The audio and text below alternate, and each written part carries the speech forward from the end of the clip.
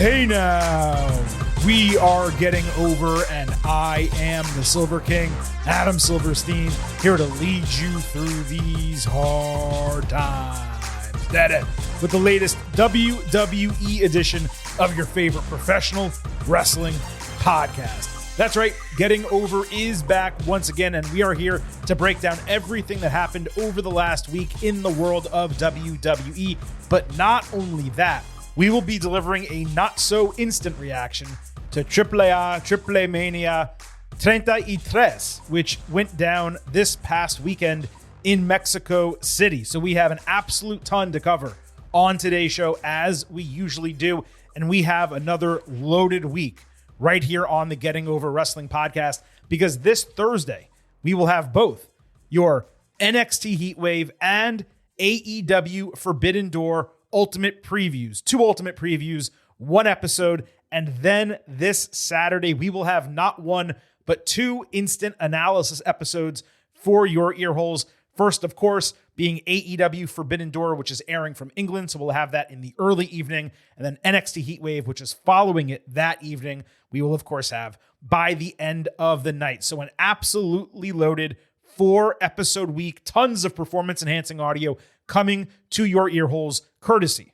of the Getting Over Wrestling podcast. As we get into today's show, off the top, I should, of course, remind you that this program is all about Defy. So head over to Apple Podcasts and Spotify, leave a 5-star rating on Apple, take a little extra time, leave a 5-star written review. If you do, we will read it live right here on the show. And don't forget to follow us all across social media at Getting Overcast on Twitter and Blue Sky. You get episode drops, news, analysis, highlights, and all of that good stuff. You can send in questions and comments for the show as well. We will do our best to read them on the air. Of course, on YouTube, when you subscribe, you get full-length audio episodes and full-length video interviews. We have more of those coming before the year is out. Don't get it twisted. Again, across the board, you can follow us at Getting Overcast. Now, as I said, we have a loaded show. The main event, the good, the bad, and the ugly, both of those are coming up. Preceding those, we will do the Triple Mania 33 reaction from this past weekend. But I'm afraid I've got some news. And a couple items to discuss off the top. You remember how Silver King was just recently talking about a sigh of relief I felt because WWE ran through that onslaught of consecutive events really for no good reason, and how there were so few announced through the end of the year, and I was excited that we'd actually be able to sit back, enjoy the product, put our feet up, enjoy some football, then talk about wrestling, in a little bit slower fashion through the end of 2025. Well, as a wise man once said, No. WWE announced its next Worlds Collide with AAA will air on Friday, September 12th at 10 p.m. Eastern after SmackDown. This show will be in Las Vegas. SmackDown will be in Virginia. And while that definitely does seem and feel like it's too much too soon, especially when it comes to the WWE AAA relationship and putting on these extra special shows, the gimmick specifically here is that this show is going to be heavily promoting the Canelo Alvarez-Bud Crawford fight, which is happening that Saturday night, the 13th, also in Vegas. That's a huge undertaking by TKO's new boxing arm. So putting a Spanish language adjacent show 24 hours earlier in the same city from their other major brand, it should theoretically help with the wrestling crossover promotion of the fight, which of course you have seen ad nauseum on WWE. And if you watch UFC, which the Silver King does not anymore, but if you watch either of the products, you have seen plenty of advertising for Canelo Alvarez and Terrence Crawford. And by the way, it is going to be a major big-time fight, and that I absolutely will be watching. Zero question about that. The first segment of today's show, as I said, it's going to be a brief review and reaction to what happened over the weekend. And the reason we're going to be kicking off the show that way is because there was a ton of WWE talent featured, and the main event is directly tied into a storyline on Raw. There are timestamps in this episode description.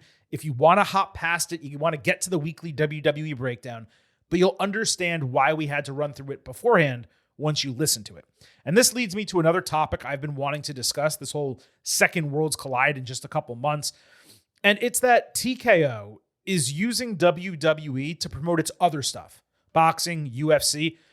Yet it doesn't really seem like that same promotion is coming around to WWE. It's WWE that is seeing events moved up to earlier times and being put on different days to create, lead-in programming, let's say, for UFC. You never see a UFC show leading into a WWE Premium Live event. At least I don't believe. I understand UFC is the more legitimate sporting brand, and that's fine if we're talking about like Fastlane or something like that. But TKO really needs to be careful not to paint WWE as a little brother product, because if it does, then that's how fans are going to start to treat it. And they don't want that to be the case, because that's when business goes down. I also wanted to talk about, when it comes to these events that seem to be springing up out of nowhere, there are reports out there that WWE is soon to announce an end of September show akin to a Premium Live event for the 20th, which is the date of AEW All Out, and also the Florida-Miami football game, the latter of which I will be attending just one day before I take a long-ass trip to New York. So yeah, individually, I'm none too pleased hearing this, and I don't even know how I'd watch All Out, let alone a WWE event as well.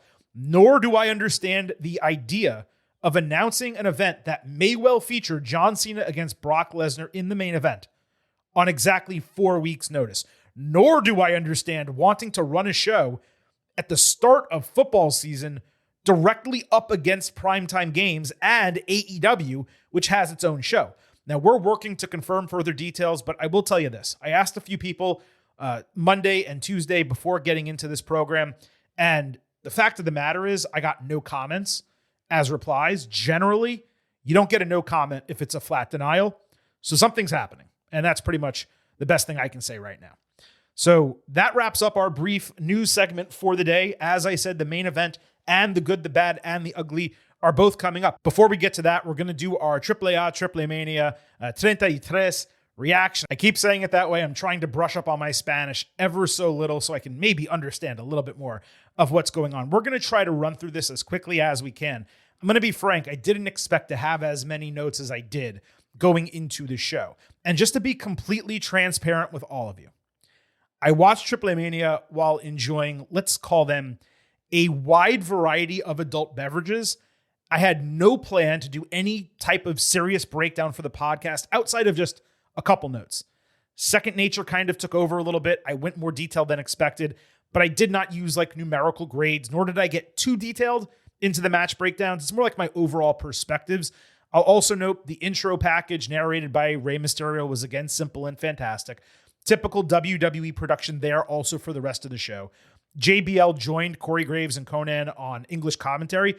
He was fantastic. A couple awesome one-liners that really peppered into the broadcast and popped me.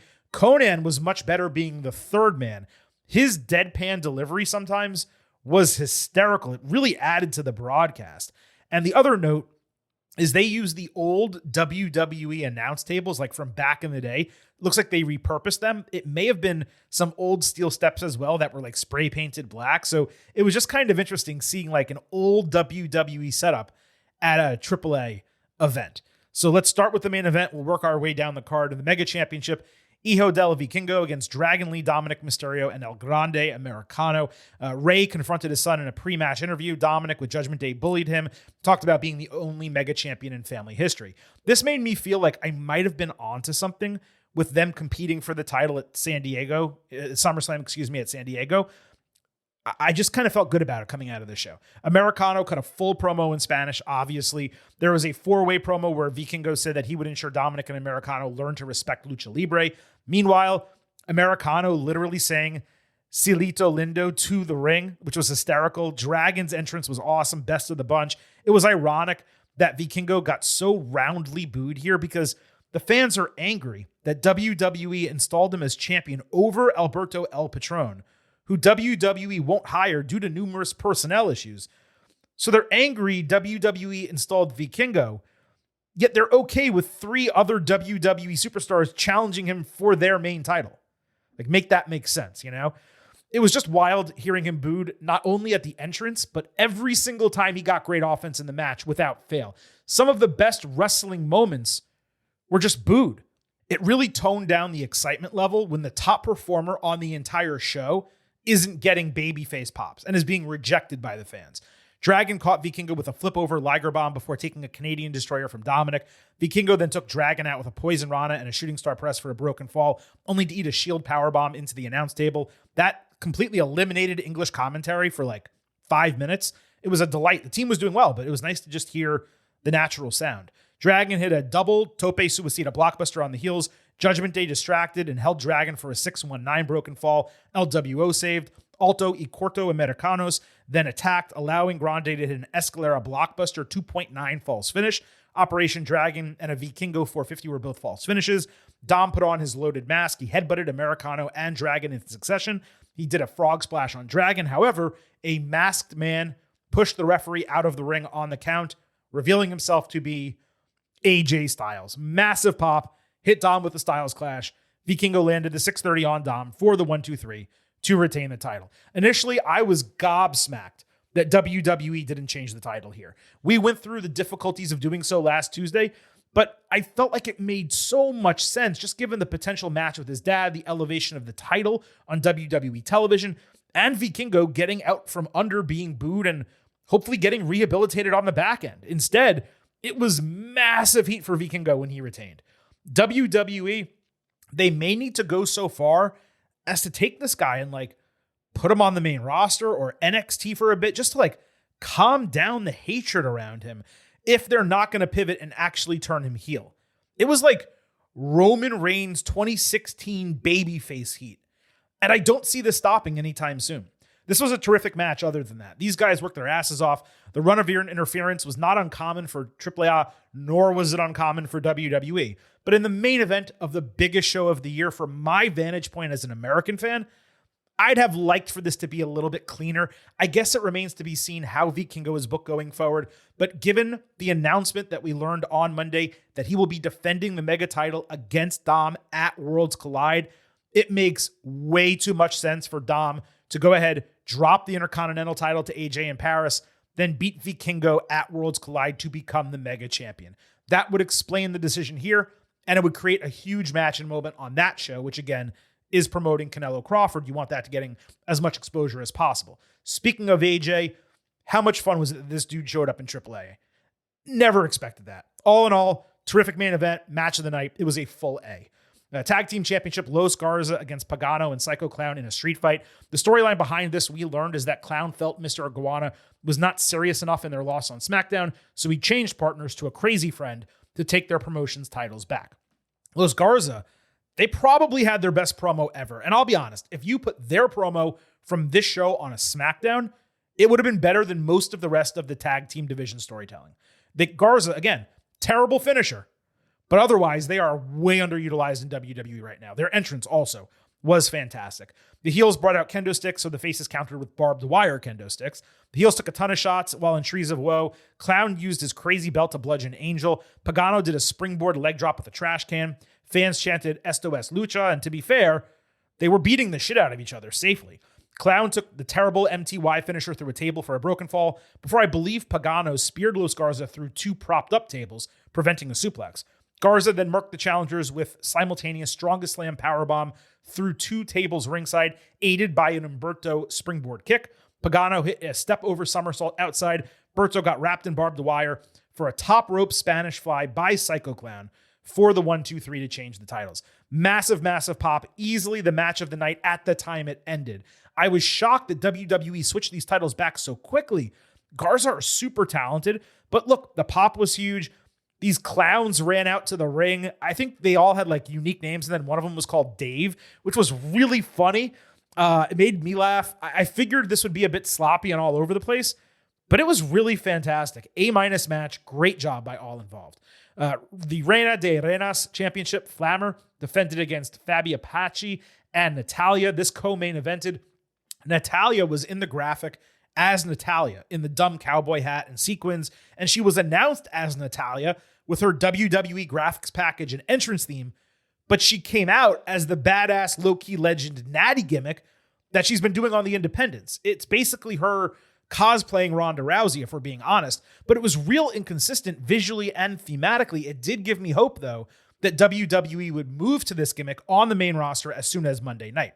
The heel referee seriously affected the flow of this match. Apache did a roll-around head scissors on the champion. Natty did an ankle lock. There was a real strong work across the board in this match. The crowd seemed to disrespect them by doing an unrelated chant during the match. I really didn't understand what was happening. I could be wrong about that.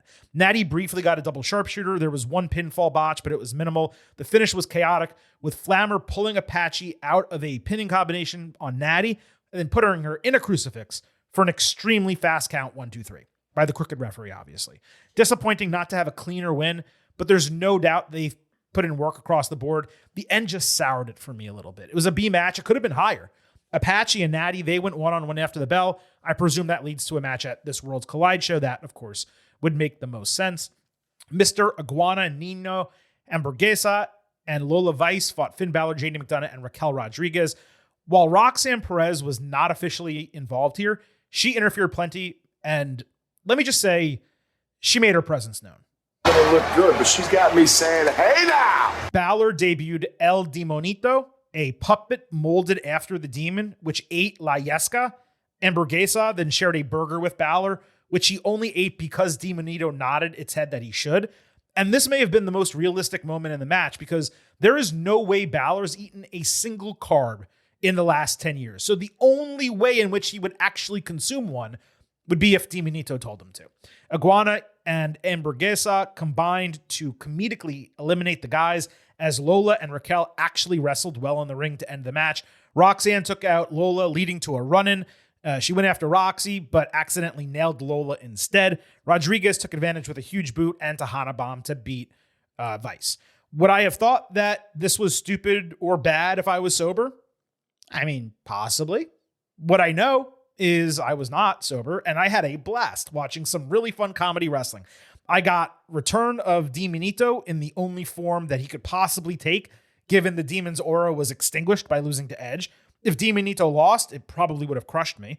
But then we got some real women's wrestling, even if only for a couple minutes, and that concluded the match. There's more puppets in wrestling in the year 2025 than possibly any time before, and frankly, we're all better off for it. I want that Demonito on my shelf at home. Unfortunately, it's $100 on WWE Shop, and I will not be spending that much for that puppet, especially without the tongue. If it had the tongue, you might get me to spend it, but no tongue, no way. And that's, again, something that has been said in a different way previously. That's the most action I've had all year. Judgment Day clowned the entire time, which was great. JD McDonough did a push-up after drinking a protein shake. They were posing. It was fun. The match was a low B. That really wasn't the point. Latin American Championship was on the line. El Macias against Hijo de Dr. Wagner Jr. This was the only match without WWE talent. The focus here was Macias trying to tarnish the legacy of his competitor, going after the mask in front of his father, Dr. Wagner Jr., who was in the crowd. Wagner jumped over the barricade to fend off interference, and ultimately his son won. Extremely rough, somewhat convoluted match. It was really unfortunate because Hijo de Dr. Wagner Jr. has legitimate talent. But this was about the moment of the father reclaiming his mask and the son winning his first title. It was the right booking given WWE is behind the son as one of the top AAA stars moving forward. It was like a C match. And lastly, we had the Copa Bardal, a Royal Rumble type event where eliminations can also occur via pinfall and submission. This opened the show. The participants I recognized were La Parka, the new one, Laredo Kid, Joaquin Wilde, Cruz del Toro, Otis, who returned to the ring here after 3.5 months, Cibernetico, who I hadn't seen in, I want to say 4 years, and who was also in the 1997 Royal Rumble, all 3 feet 3 of Microman, which was a fun surprise, and all 7 feet and 3 inches of Omos, who returned to the ring for the first time since January in Japan, and the first time in a WWE-related ring in 16 months, since right before WrestleMania last year. And of course, we did get Omos Microman as a showdown, a literal 4-foot differential, maybe the greatest of all time.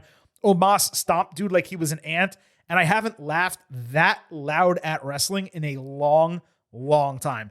Omos had placed Microman on the ropes at one point, so after Omos slammed Otis, Microman splashed him and got a 1-2-3. You'll remember Otis won the Money in the Bank briefcase a few years ago. Not that I was okay with that, but just remember, he got pinned here by Microman.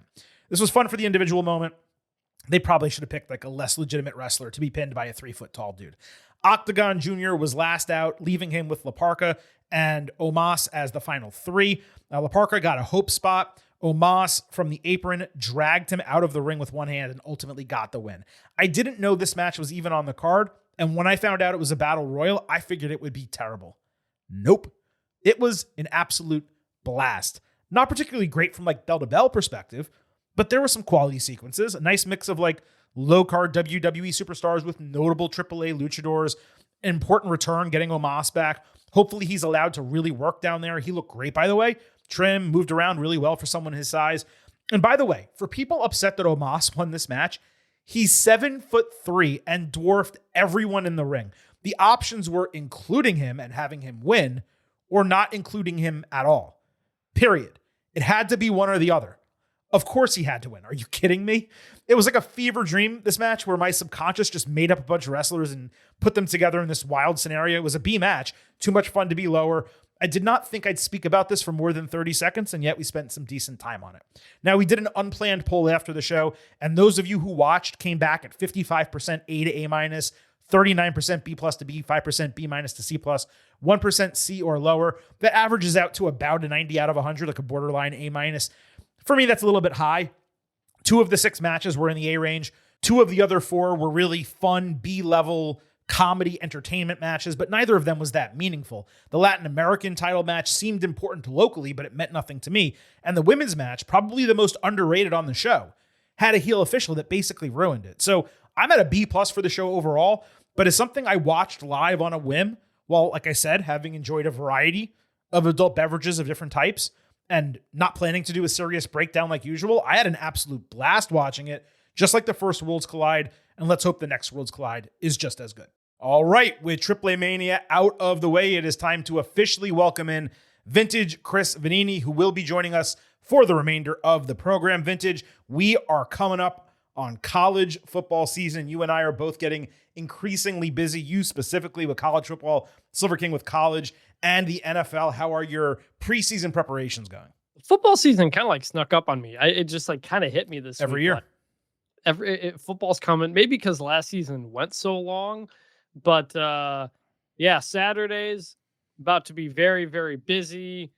I'd be remiss if I didn't self-promote in this section. If anybody's looking for a college football podcast, I've got a new show called Bunch Formation. Me and David Ubben, until Saturday, is no longer a show. Bunch Formation. Please check it out. It's been a lot of fun. While that was a cheap plug, I will nevertheless give you...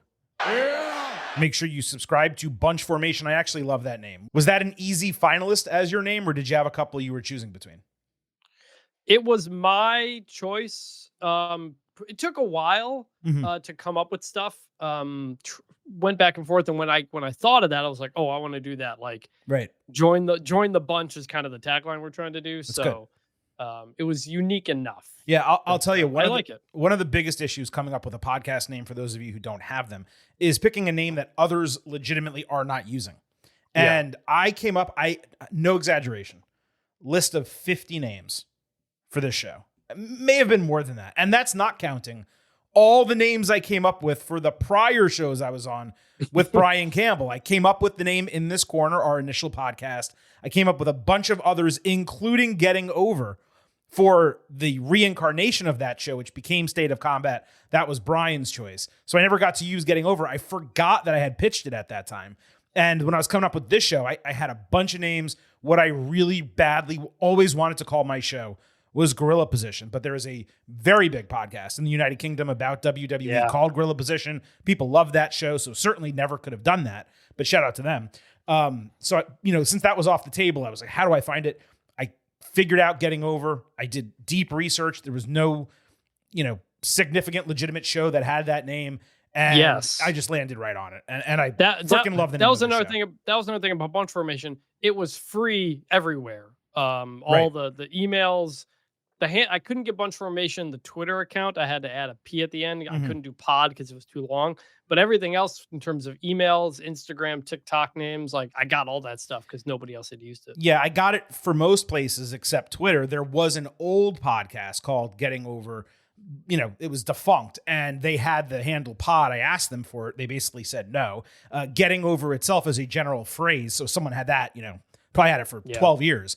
So that's why we are getting overcast. It's like, no, we're not a weather show, but what else are we going to call ourselves? Like, we couldn't do Getting Over Wrestling. It wouldn't fit. I had to figure out what to do. So that is why we are at Getting Overcast all over social media. I'll also remind everyone before we get into the show that here at the Getting Over Wrestling podcast, I happen to love the number 5. and I hope you do as well. For $5 a month, $50 for the entire year, you can become an official Getting Overhead. Just visit buymeacoffee.com/gettingover. Sign up. You'll get bonus audio, the fastest 5 minutes in professional wrestling, instant reactions to every major show, and exclusive news analysis posts every week. Again, that is buymeacoffee.com/gettingover. We're a free show, an ad-free show. We would greatly appreciate your financial support. So we've talked college football, AAA wrestling, bunch of media information. Let's get to the meat of this edition of the Getting Over Wrestling podcast. We're going to break down everything that happened across Raw and SmackDown this week. And as always, we kick that off by sliding into the main event. This is the main event. Since we didn't address it earlier, Chris, as a brief overview of the shows this week, SmackDown, it suffered significantly from a lack of star power. And WWE, they had an opportunity to atone for that by featuring the women's division more. Instead, they punted on doing so yet again. Also, like, where's Randy Orton exactly? You're down a bunch of stars. Kevin Owens is injured. That's throwing a wrench into some shit. Why is Orton not on TV regularly? I digress. Maybe he's pregnant. I don't know. Maybe he's pregnant. I actually thought it was a better show, SmackDown, start to finish, than the last 2 weeks, despite having fewer stars. And I don't understand the online sentiment that it was a bad show solely because it had a lot of tag team matches. Do you want the tag team division to be relevant or not? If you want it to be relevant, there needs to be shows where there's a lot of tag team wrestling. But being better than the last couple of weeks, that's an extremely low bar to pass. And it continues to boggle my mind, Chris, how both of these shows are Paul Levesque booked when SmackDown is so inferior to Raw on a weekly basis. It is, but both of the shows really didn't feature much star power outside of the main event and like sort of the intro, especially SmackDown. And really that kind of sets the tone for all the shows. It's the entire history of pro wrestling is if you're hot at the top, it rises everything else. Mm-hmm. And so I have some, again, kind of issues where, with Raw, if you've got CM Punk and Roman Reigns and them in the building, it'd be nice if they were in front of the crowd for more than 3 minutes at the very end of the show. But, that's a losing battle I keep fighting. Yeah, no, I mean, it's a fair point. Like, Raw did have the star power. It just didn't utilize it for some reason. Even, Rhea Ripley on a week-to-week basis on Raw right now, she's in backstage segments. Or she runs out for 2 minutes. Where's Rhea Ripley in the ring for 10, 15 minutes? Cutting a promo, sitting ringside, wrestling, a match, like her full-time job. Like, what's going on with that? That said, though, let me just wrap up Raw. Yep. I thought it was night and day from SmackDown once again on Monday night. It was an excellent show from start to finish, in large part because it maintained its pace since SummerSlam, but it got rid of all the frustrating disqualifications and roll-ups that we were criticizing last week that have infiltrated this program for the last 3 weeks. Not one on the entire show. No DQ, no roll-up. And I believe we got through SmackDown without either of them as well. We even got backstage interactions that have largely been missing from WWE TV. You and I really like when we feel like the entire world exists. When you can go backstage and people are having a conversation, you get into a locker room, you see what they're talking about. WWE kind of stopped doing that, which didn't make any sense because that's one of the reasons why Levesque's booking was so refreshing over the last few years. So we got some of that on Monday night. I thought Raw was head and shoulders better Monday compared to last week, and certainly a far, far superior show to SmackDown. Yes, and there's a difference between just doing interviews backstage and doing kind of like world building bits and that type of stuff. I think with Raw, they've gotten a little too into the backstage interviewing, which is we're seeing LA Knight and CM Punk interact a lot backstage when it's like anytime these two guys are talking, it should be in front of the crowd, I think. But, they at least, they started the show last week like that. So it's here and there. But some of these people like Rhea Ripley too, like when they're there every single time they should be in front of the crowd. Yeah, grand total of time in front of the crowd for Roman Reigns, Rhea Ripley, and CM Punk was probably 8 minutes, like at most. Yeah. On Monday night, So, you have a 2.5-hour show. These are your biggest stars. Right. Like, and it's not to say like don't elevate other parts of the show. No, but it's like if you have every time we used to always say this when Cena would show up. It's like if you have Cena, use him as much as you can. We said it with Roman Reigns too. There were SmackDowns during the pandemic or even after the pandemic where Reigns would be backstage. We'd see him for 90 seconds and that was it. That's all you got. Roman Reigns would then miss 4 weeks and he'd come back and you'd get 90 seconds backstage. You're like, why are you not using this guy for more? That's all. That's all. But it was definitely Raw was better than SmackDown, but both were a step up from before. No question. So we have 3 main event segments, a main event on this edition of Getting Over. Let's get right into it with something you teased off the top. Naomi hit the ring to basically open hour 3 of Raw on Monday night with her long-awaited and anticipated announcement. There was an extremely strange lead into this, though, where before Naomi even entered, WWE showed a clip of a special edition of Stephanie McMahon's podcast with Naomi and Jimmy Uso that was taped to drop immediately after Raw. And the whole tease of it was that Jimmy was going to be the one making an announcement about Naomi, which tells you what the announcement is. So Naomi comes out. She looks like $1 million. She has caution taped strap now on her Women's World Championship, which clearly they made to sell. And we'll see if they still do. Rather than make the announcement herself, though, Naomi then pointed to the Titantron where the second half of the podcast clip played with Jimmy announcing Naomi is pregnant. I guess Big Jim didn't exactly proceed with caution, The fans popped huge for the announcement, but when Adam Pearce expressed happiness for her, she stayed heel. And this is the second time she said, I'm being forced to relinquish a title. The first time I handed it back. This time, I ain't handing shit back. In fact, I think I have that clip. You know what, Adam? I bet you are happy for me. I bet you are. But you know what? This ain't my first time relinquishing a title. I handed it back the first time, but this time I ain't handing you shit. Yeah. My hormones are jumping like a disco. This ain't the time nor place. So I advise you to get the hell out of my face. Get the step in. Go. Get out of here. And then she followed up with this, which was even better. I was going to put you heifers in the ground. But thanks to Big Jim, he liked to Netflix and chill, if you know what I mean. I mean, just fantastic stuff. She manically laughed about the bloodline continuing. Fans chanted Big Jim, OTC, and Baby Uso. Naomi laid the title down anyway, saying the heifers backstage had 9 months and some change to do whatever they want with the title, but she'll be back as soon as possible, even breastfeeding the baby on TV if necessary, and the champion, whoever it is, will need to proceed with caution when she returns. I started off extremely pissed at WWE for basically ruining Naomi's announcement to promote Stephanie's stupid show. If you were going to show the clip anyway, why the hell would you tease it beforehand and completely soften the moment, take the teeth out of the surprise? This was another WWE unforced error. However, that was largely rectified by Naomi doing the first heel pregnancy announcement that I can remember in the history of professional wrestling.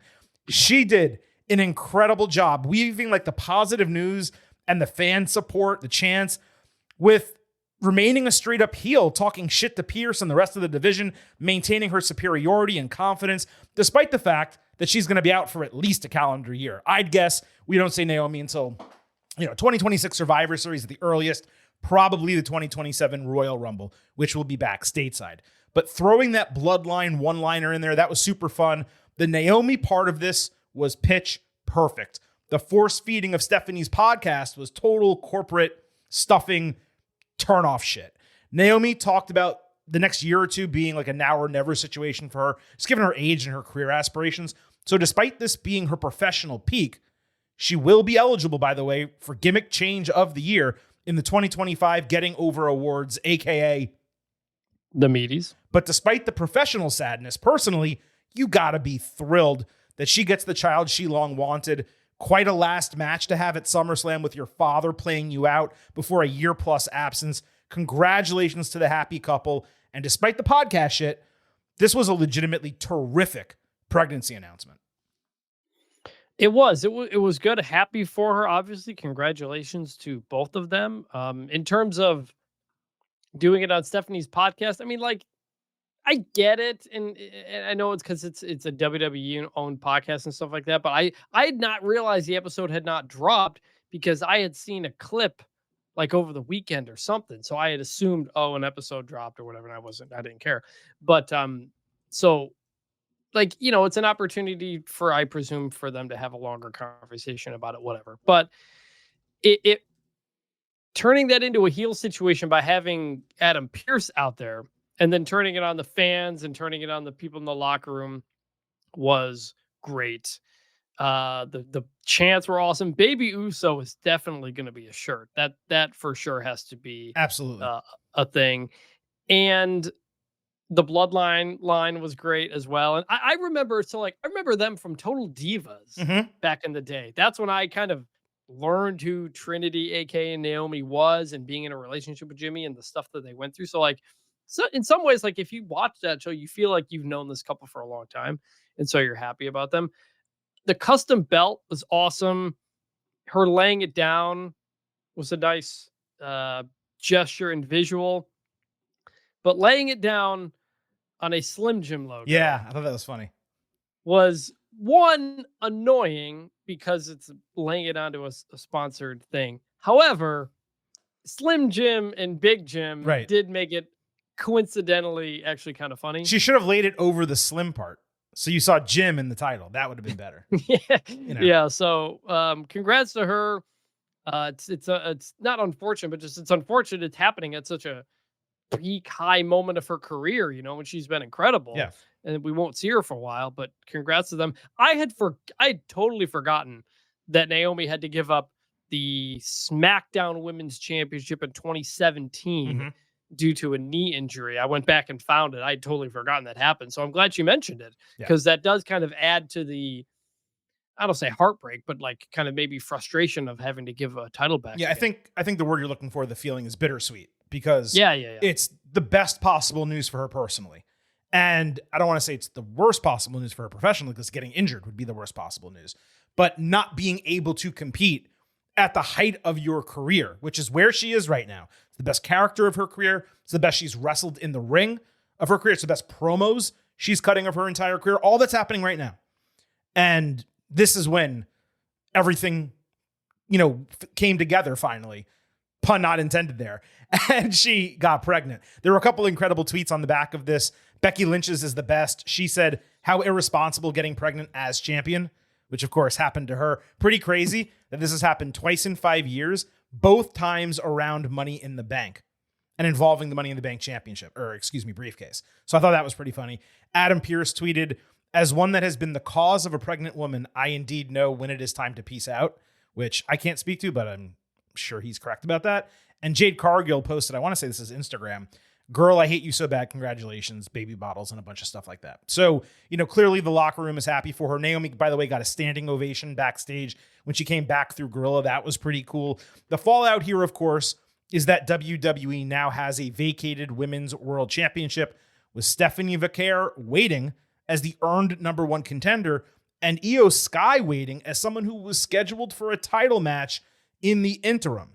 The easy move, one would think, is putting them head-to-head for the vacant championship at Clash in Paris. You can use the ongoing storyline with Sky to protect her. You involved Kabuki Warriors a little bit. You strap up Vaquer, put her over huge, even if it's a short title reign. The problem is Vaquer's basically been absent from TV for weeks, outside of like one quick backstage segment, I want to say last week. So maybe they don't want her too front and center because of this. It smells like a tournament or a set of qualifiers that will push into September.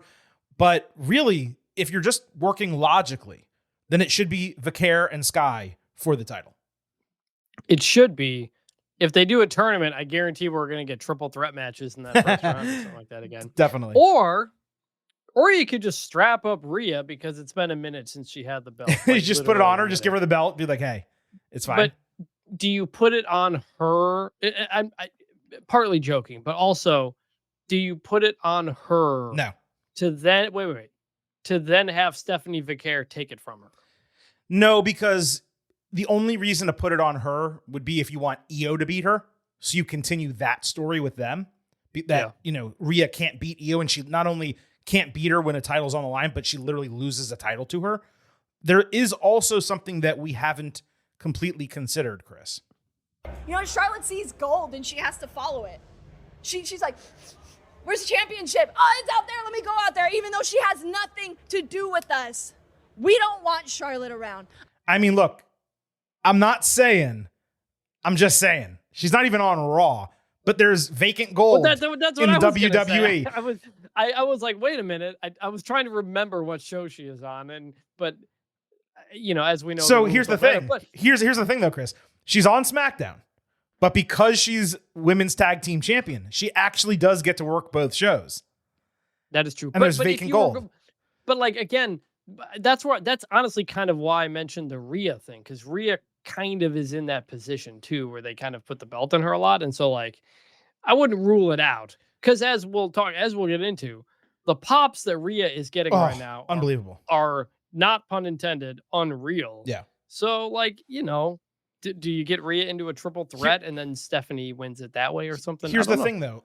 Just like with Charlotte over on SmackDown, this right now is the most interesting Rhea has been in years. Not as champion, not actively going after the championship. I think we all know that we're probably, or at least it seemed like, we were going to get Rhea Ripley, Bianca Belair at WrestleMania 42. And she will need to win the title back, or one of them will need to win the title back either before going into that match, or certainly at WrestleMania, there'll be a title change. So one way or another, Rhea Ripley will be a champion, by the end of April 2026. That will happen. But I love this time period where she's not champion and where she's failing to get number one contenderships, and she's getting pinned and she's losing matches, triple threats and stuff. So I want her as far away from this title as possible. And I think the best way to do that, it's probably to give it to someone unexpected. And I don't exactly know who that's going to be, but Vicaire for me definitely fits the level of unexpectedness, because she's come in, she's hot with the fans, but she hasn't really done anything yet. So what if you just strap her up and strap the rocket to her? You could. I wonder. She's legitimized. She was NXT champion and the North American champion over there at the same time. She has the pedigree.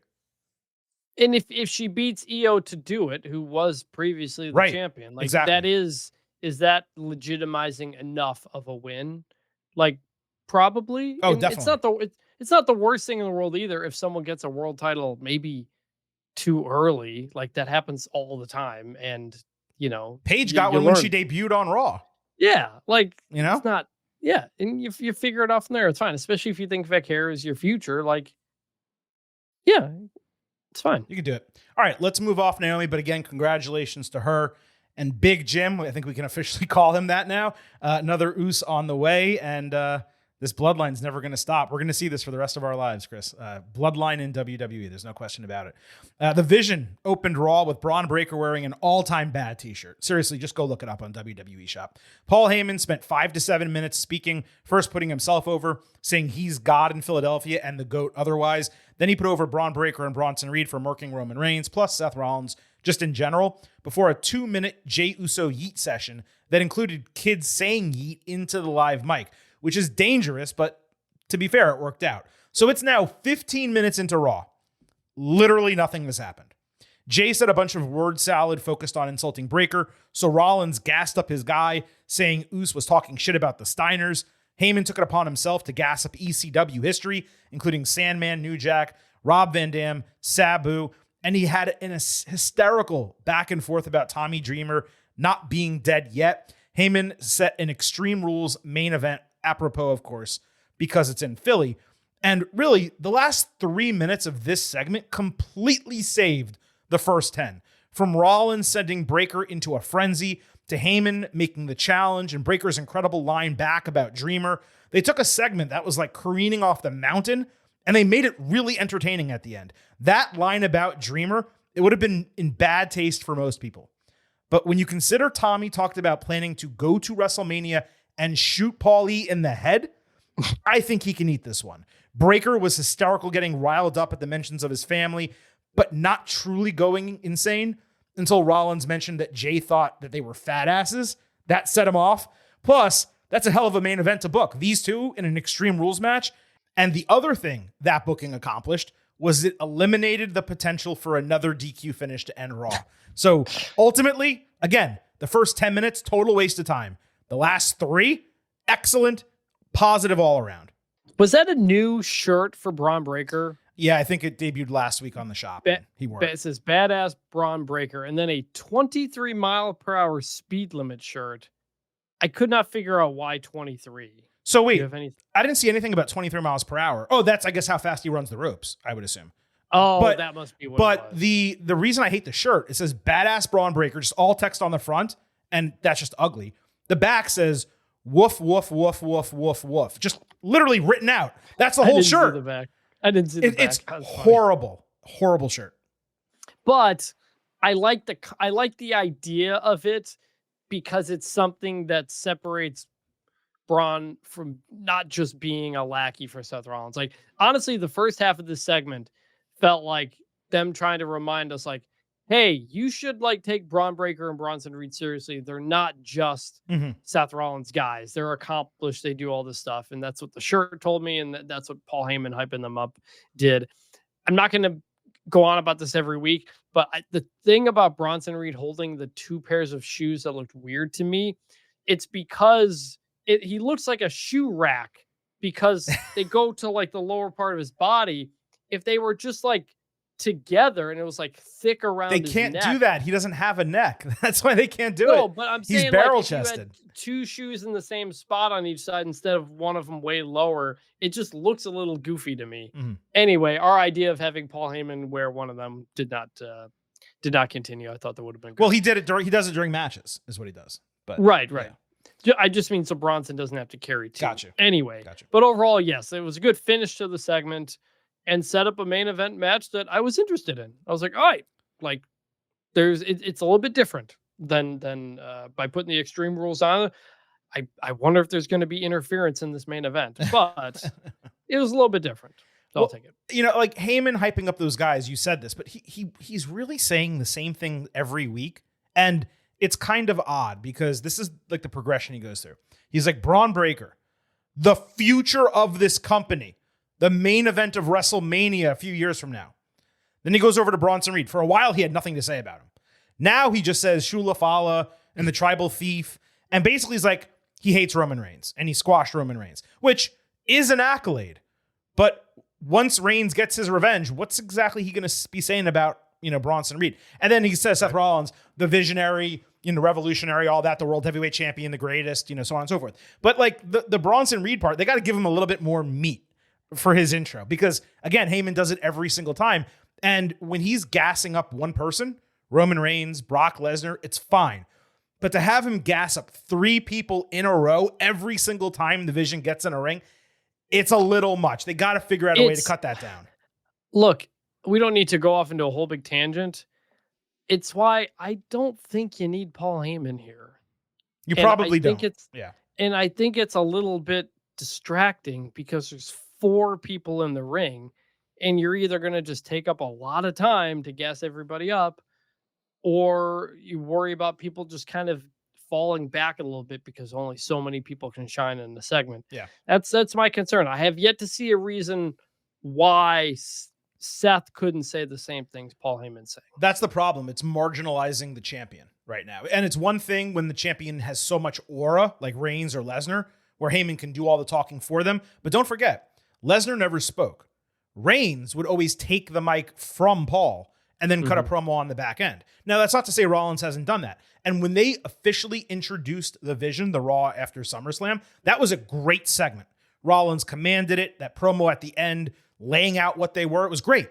And they've had really strong promo segments in the ring, but they've also had way too many like this one where it just goes nowhere and you're there like, all right, I've heard all this before. You're not really getting me to care about these guys. So they got to figure that out. CM Punk interrupted LA Knight as he was starting to promo backstage, saying they may not like each other, but they just need to get on the same page. Knight said it's not personal. He doesn't hate him. He's just angry that Punk stuck his nose in his title matches. Punk said, dude, whatever. We at least need to watch each other's backs for the next 2 weeks. That way we can get to Paris. Knight was like, no, I'm still against it. I don't like you. And the idea basically with this was that his bluster was ultimately going to cost him or lead Punk to save despite no one actually wanting his help. Punk later offered the same help to Uce, who similarly denied him, saying he didn't want to owe him any favors because they're competing against one another. He at least appreciated the offer. This with Punk and Knight, it was far better than their back and forth last week in the ring because there was actual animus between them. Still, it left a little bit to be desired when you consider it's Punk and Knight on the mic. But I suppose until they actually feud one-on-one, we're probably not going to get the full Megillah of what they could actually do together. Yeah, I still like this. Like, the can they coexist is obviously way overplayed in wrestling, but it works for these two guys. Both of these guys who are stubborn, self-confident baby faces, they shouldn't get along. They should be kind of watching their own back before everything else. So, like, the dynamic is there. They haven't hit the highest level we know they can get to, and maybe they do a feud out of this, maybe not. But like, my eyes are glued to the screen when these two guys are together because it just feels like a big deal. LA Knight, when he gets in these moments when he is face to face with a main eventer, he has that feeling of one of those guys as someone who, among this group, the only one who hasn't won a world title, but he is his confidence, his charisma makes him feel like he belongs in that mix. I need to call a bit of an audible here on the podcast because I just got some notes from a friend who listened to Naomi's interview on Stephanie's podcast and shared some details with me. So as of now, she's 7 weeks along. That means she wrestled 5 matches while pregnant, not knowing it, including SummerSlam Triple Threat, the 8-woman tag, and the No Holds Barred match against Jade Cargill at Evolution, where, if memory serves, they used kendo sticks on each other's midsection. I think I recall that properly. So, you know, also makes those handicap matches in hindsight. They were all handicap matches, right? So she had an unfair advantage the entire time, as did Becky Lynch, by the way, when she won her title. And this reminds me, I believe it was Serena Williams who won, I want to say, the Aussie Open. I don't think it was the US Open. I think she won the Australian Open while pregnant. So pretty interesting that Naomi was wrestling. 2017 Serena Williams Aussie Open. Okay, that's a pull from the Silver King right there. She was 8 weeks. She was 8 weeks pregnant. So very similar. There you go. Now Naomi didn't win technically as while pregnant, but you know she defended and retained and had a hardcore match while pregnant. So just notable there. Again, congratulations to her, and that's pretty damn crazy. All right, let's wrap up this men's segment from Raw. We had Jay against Breaker, Extreme Rules. The first spot was Uce putting Breaker into a weapon-loaded shopping cart. I've never seen it used that way before. Jay then literally yeeted like a dozen chairs into the ring one by one, ran Braun into a prop chair in the corner. Breaker answered by putting him into 2 open chairs, ribs first, before hitting the leaping lariat over the announce table using a trash can. Jay answered with a back body drop, cracking the lid of that announce table. Breaker then did a Breakensteiner with the referee literally counting on a chair. Braun went for his rope run spear, only for Jay to reverse it 10 toes down. It seriously might have been his best spear ever. He just took him right out. It stopped him cold. Crowd pop massive for the move and for the false finish. He had a second spear, worse, but still good, followed with an Uso splash. Reed pulled the referee out of the ring, straight threw a shoe at him. I laughed out loud when he threw the shoe at him. Then he shoulder tackled Uce, hit a Death Valley driver before Knight reluctantly saved. Once he took down Reed, Rollins flattened Knight and pedigreed Jay. That led Punk down, with Knight agreeing to double team Rollins. Rollins raked the eyes. He ultimately pushed Punk into Knight, who flew through a table ringside. Punk and Rollins battled into the crowd. Reed stopped an Uso splash through a table. As Breaker was about to hit his runaround spear, Roman Reigns' music hits, freezes him in his tracks. Breaker ultimately decides, screw this, I'm going to hit the spear anyway. But as he runs around the ring, Reigns surprised him with a runaround spear of his own, taking out Breaker, and then Reed feeding Breaker to Jay for an Uso splash through the table and the win. Reigns and Reed, they went back and forth afterward, and they talked about fighting in Paris, which is a match we expected. We discussed that last week. This may not have been like the greatest bout, but Jay and Braun beat the shit out of each other. Both guys were bloodied. Some of the sequences, like the spear reversal, that was hot. The chaotic interference and brawl, they were obviously expected, just given the storyline, the entire setup here. And while Breakker got a heavily excused loss, at least he actually took a fall for once. Jay needed to win, considering he's about to be in a title match. Setting up Roman Bronson on the back end was important. So again, maybe not the best or most intricate show-long story. The Punk and Night of it all was developed nicely. We got another PLE match, and we got a heavy Attitude Era finish that sent the fans home happy and was much better apples to apples than the last 2 weeks. I would call that successful. Jay and Breakker, they have great chemistry together. It was a fantastic main event from an entertainment standpoint, and it ended without a disqualification. So over the weekend, WWE Vault YouTube channel may still have going, just a running marathon of best Attitude Era matches. And I have found that putting on old WWE in the background while I work is it's a nice just background thing to have on. And there were so many of those Attitude Era matches that just ended with complete nonsense or ended in 10 minutes or whatnot. It really was quite a different time. But you're right that this really felt like that. Just the madness to close a show, all kinds of run-ins, weapons, all kinds of stuff. It really did have that feel. And this was a lot of fun, and it accomplished something, and somebody got a pinfall and a win, and we didn't get a DQ or a nothing. So, yes, step forward on there. Early on in the match, when Braun gets clotheslined out and he lands on top of the shopping cart with the weapons, I was like, whoa, I was a little worried there, and the ref never even went to check. It was a crazy spot, and I imagine that was the point and all that, but ref never checked on him, so I'm like, I guess he's okay. And so that was it. When Bronson takes out the referee, Cole correctly noted it doesn't matter. It's a no DQ. I was like, you didn't need to do that, because then later Seth is trying to get the ref in the ring. It's like, well, you guys should have knocked him out. You didn't need to do that. But it obviously set the time for the guys to show up. And right before Roman, first off, LA Knight, huge pop again. It was the biggest pop of the night. Oh, disagree with that. Wait. Until Roman Reigns comes. Oh, still disagree with that. I think those both paled to someone else. Well, that's true. It might be. I don't know.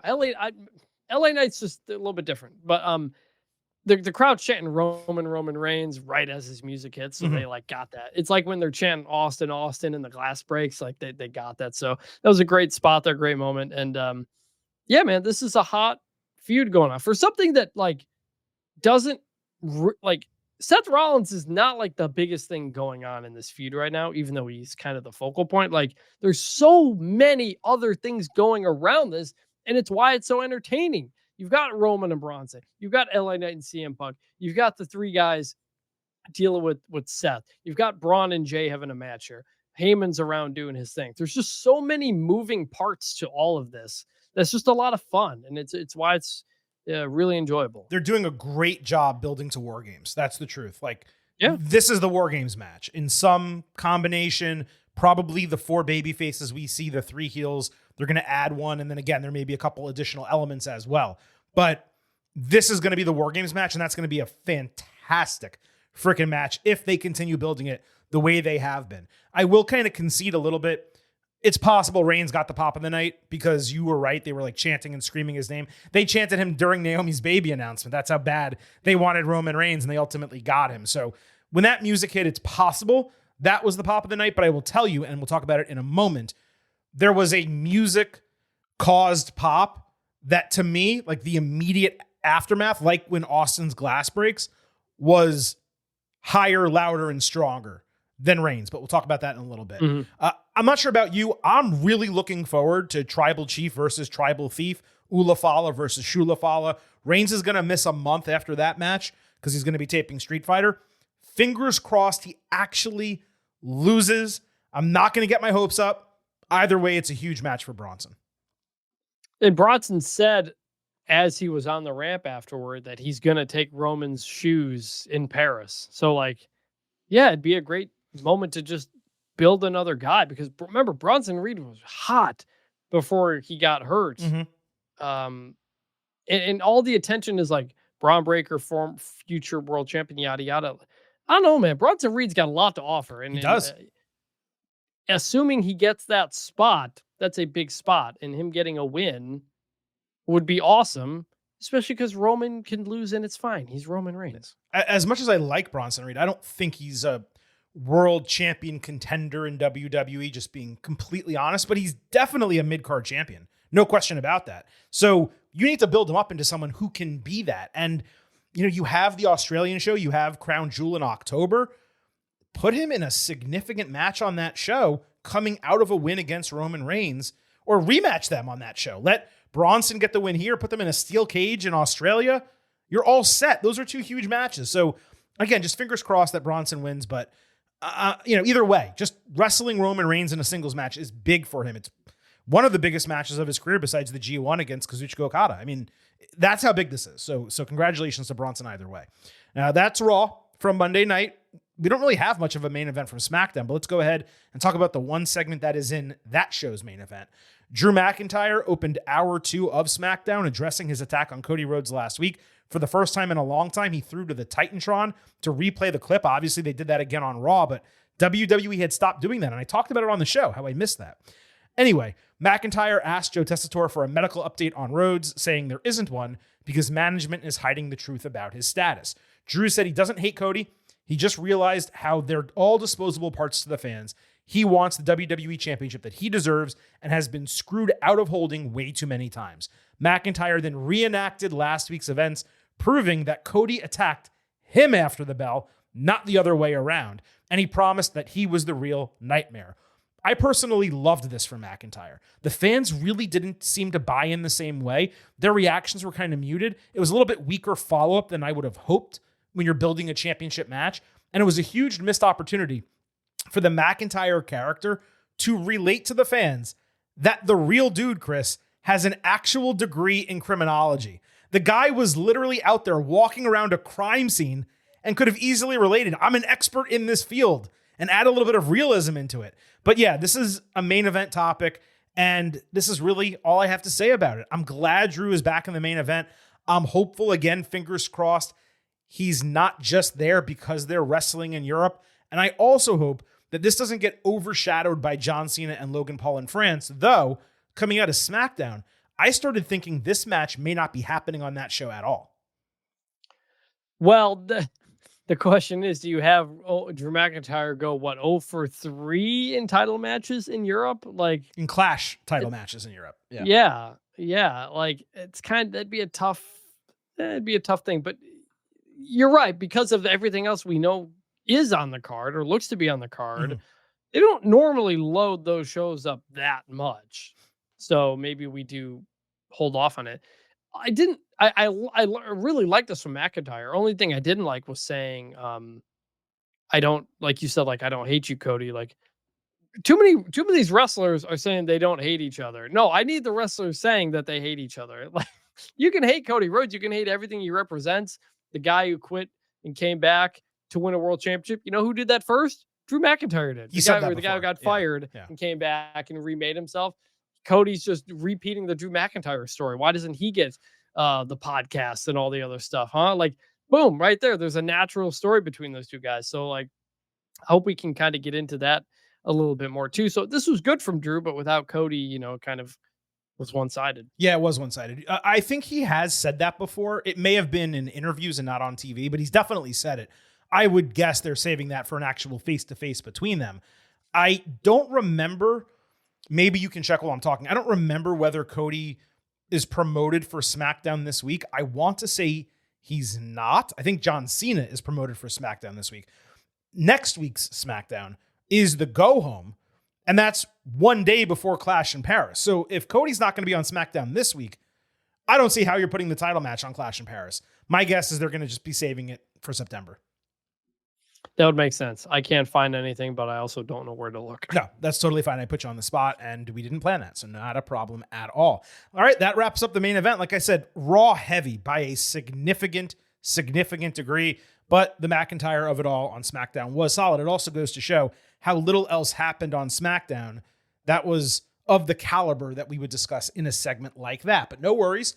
We have a ton to discuss still from Raw and SmackDown, and we're going to get to the rest of it in the good, the bad, and the ugly. Hey, yo. Survey says one more for the good guy. Say hello to the back. Don't sing it. Bring it.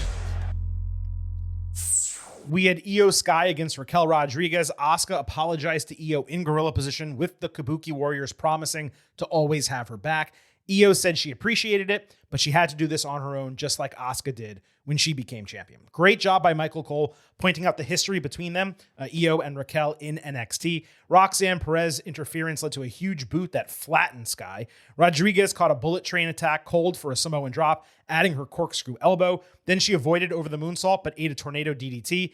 Io faked as if she was going to take out Raquel ringside. Instead, she had a tope suicida on Roxy, which got a massive pop. Then she tried the same on Raquel, but she rolled through the suicida outside, ran Sky into the ring post. Here I'm thinking, oh my God, Io's about to lose this match. Sky then countered to Hanabomb, putting Raquel's head into the bottom turnbuckle and hitting over the moonsault to get the clean victory. Perez, ironically wearing Io's classic black NXT leather pants, and you know how Silver King feels about those. Gonna look good, but she's got me saying, hey now! She attacked after the bell for a 2-on-1 because the Kabuki Warriors promised not to come out. Rhea Ripley made the save to an absurd reaction, booting Rodriguez in the face, flying her clean over the top rope, legitimately bloodying her nose. She must have been caught getting dressed backstage, Rhea, if you know what I mean. I was up all night. Ripley later apologized to Sky backstage, saying she knew she didn't want any help, but Io said she was okay with it and she would let it go. So the Warriors came in with Asuka obviously angry to the point she got into a legitimate screaming match with Ripley. Io had to break them up. This happened in the same hallway, by the way, where Liv Morgan separated Ripley's shoulder. They were in Philadelphia. That was a fun little touch. As was Kairi Sane, showing her purity like a child in the middle of a divorce, standing in the background, scared seeing her parents fight, not wanting to get involved in any of the arguing. Oh, Rhea also had a new clavicle tattoo that, look, she gets to make her own decisions. I'll just say it's my least favorite out of all of her ink. I'm glad this was not more Kabuki interference. That would have been so boilerplate and trite to just do that 2 weeks in a row leading to a feud. This at least gave us some fresh interactions, including an obvious Rhea-Asuka match that really should come sooner than later. There was some interpersonal fighting between the Warriors, and Io is now stuck between her long-term friends and her frenemy. Beyond that, we're getting unhinged Asuka, which is the best Asuka next to suited Asuka, and the match was great with Raquel looking extremely strong despite taking the loss, as she needed to because Sky was in line for a Women's World Championship match. This was not just a good, this was a double good for both segments in succession. I'd say like a B+ match with an A finish. I loved the way that ended. Yes, very good on all fronts. The Rhea part, the last couple of weeks, some of the biggest pops maybe she's ever gotten on TV, just like out of control right now. This is what I was referring to. When her music hit, I'm sorry to interrupt you. When her music hit, it was like the glass shattering. I think the crowd may have broken a mic how loud they got. Yeah, it's huge. And she comes out basically just wearing a bra. I mean, there's really no other way to put it. And you're right, she kind of had the new tattoos. She's adding them. It's kind of weird. Like if she wrestled, the tattoos are basically look like clothing on her at this point, because if she wrestled in the gear that she normally wrestles in without tattoos, you'd be like, whoa. But so much is already covered up. Mm-hmm. She doesn't have to wear much actual gear at this point. And, you know, I think personally, I think sometimes there can be too much tattoos or in certain spots, but Rhea loves this. And every time there's behind the scenes stuff, you see her getting new ones. Running out of space here pretty soon, though. But similar to the Vision Punk LA Knight of it all, there's a lot going on here with a lot of different possibilities of matches you can do. And that makes it really exciting and interesting. And maybe this ends up with the women's War Games or something like that. I don't know. It's possible. But like Rhea and Asuka, Io and Asuka, Io Kairi, There's just so The many Judgment different Day pieces ladies, here. too. You throw in the Judgment Day in there Yeah. as well. It's like a lot of fresh feeling matchups right now, which is good after getting so much of the same stuff for the last couple of months. Yeah, no, it's revitalized this women's division. And what's crazy is that, I mean, I'm sure this was supposed to be somewhat around the Women's World Championship, but Naomi was scheduled to be building a feud with Stephanie Vaquer. She wasn't even involved in this. Like, this is happening separate. It's not a title feud. It's not a tag team title feud. It's all just something that's happening over in this area. And it's not even the Intercontinental title feud, which Becky Lynch is off doing her own thing. So yeah, it really is refreshing seeing the women booked so strongly and consistently. And they have been on Raw for months now, ever really since WrestleMania. The booking of the Raw women's division, I could argue it's the best that WWE has done for the women's division since WrestleMania 35. If you really think about it, the last few months for the Raw women's division specifically. It's been really good. Yeah, it's been very good. And it's just a lot of new faces or different faces coming up as well. It's very, very deep. It's also just funny. Really, it's annoying more than funny. Io is getting 10 times more screen time now without a championship than she did when she was Women's World Champion coming out of WrestleMania. Yes. So Yep. That was ridiculous. All right. Staying with Judgment Day, we had Dragon Lee and Mr. Iguana against Judgment Day. Dragon enhanced the makeup around his eyes behind the mask. Iguana didn't get as hot of an entrance as he did last time. And WWE aired it during a commercial break, so fans at home didn't even get the surprise. I don't think this was even announced for the show. That was really odd. Iguana got cheered on a tag. The crowd was relatively quiet for a double tope con hero. JD McDonough hit Dragon with his perfect poison rana for a standing cell with Dragon countering into a Liger bomb. Balor stopped Operation Dragon for a sling blade. JD took out Iguana with his springboard moonsault. Distractions allowed Balor to dropkick Dragon into the corner before hitting coup de grace for the win. Judgment Day attacked after the bell, so Vikingo, surprised out of the crowd, wrecked shop, only to get leveled with his own mega title. Dom hit a frog splash on the champion to end it. This seemed like a missed opportunity to not just pin Iguana and protect Dragon, who was the star of the match, by the way. Fans, they just don't care about him, which is really unfortunate because his talent is significant, but it's also not surprising because his booking has been non-existent. Pinning him here, it certainly didn't help any matters. The match was fun. It was high quality. Win Balor getting another victory, that was immensely important. The post-match similarly left something to be desired from a crowd response standpoint, but it got the job done to start building toward Worlds Collide. I suppose AJ Styles got the night off after traveling from Mexico over the weekend. What I was really surprised about was that we left Raw on Monday night without Dom and AJ announced for Clash in Paris. That seemed to be a total no-brainer booking, and I was also surprised we didn't get Demonito in the match because Iguana was there with La Yesca. So why would you not bring Demonito to the main roster and let the crowd pop for it and buy the damn puppet on WWE Shop? Despite that, this was good. The $100 puppet. I was going to buy it at 50. I thought it was going to be 50 and I was going to buy it. And I'm not buying it at 100. I wonder if the crowd reaction is just simply people who didn't watch Triple Mania. Probably, and indifference to Dragon Lee. They just don't care about him. And yes, people do not care about Dragon Lee. I've been saying this for a long time. It's not his fault. He's not put in positions to give people much of a reason. And these people may not know who Mr. Iguana is. And like, that's okay. Like, again, you go back and watch old Attitude Era. You got Dan Severn in there with like the NWA championship. And you don't know what the Midnight Rock and Roll Express or something like that. So like, you just have, sometimes not every match has to be the best match. It's fine. I understand this is about promoting Triple Mania and Worlds Collide and things that I don't have the time to consume. But, it was fine. I think it was better than the crowd gave it credit for. I'd still give it a good. Yeah, there's no question about that. Later backstage, Dom was speaking to El Grande Americano. When Judgment Day approached, Dom explained he was just making sure they stay on top, but Balor was really perplexed as to why he was going to that length. Part 2 of Bayley's breakdown included her hearing voices in her head. They counseled her. They understand. They talked to her. The voice was saying, if Bayley just listens to her, it will be her right back on the path that she was on when she was double champion and dominating the SmackDown Women's Division. There were references to all her past incarnations, including the Ding Dong Hello era, May 19th when she won and cashed in Money in the Bank, plus more. Bayley was able to quiet the voice at the end, saying she doesn't know what she needs, so the voice replied, how about a hug? Excellent again as a way to build on last week's tease. Bayley is the exact type of character where this story works for her, because when she went from hugger to role model, that was such a drastic character departure that for her now to be caught between those makes complete sense. I'm down for like deranged hugger Bayley, an obvious good. I'm loving this direction. Yeah, it's good. It's interesting. Like, again, don't totally know where it's going to go, but they're acknowledging a lot of different things, and the things we've said about Bayley and the things Bayley has said for a while, to the point where I wonder, now that we're in this Unreal era, I wonder if the Bayley stuff she said to Chris Van Vliet months ago, if that was all part of a plan here. Like, it's possible. So I'm interested. Like, it's good. I'm not going to say it's like amazing yet, just because it's not much to it yet, but I'm really interested.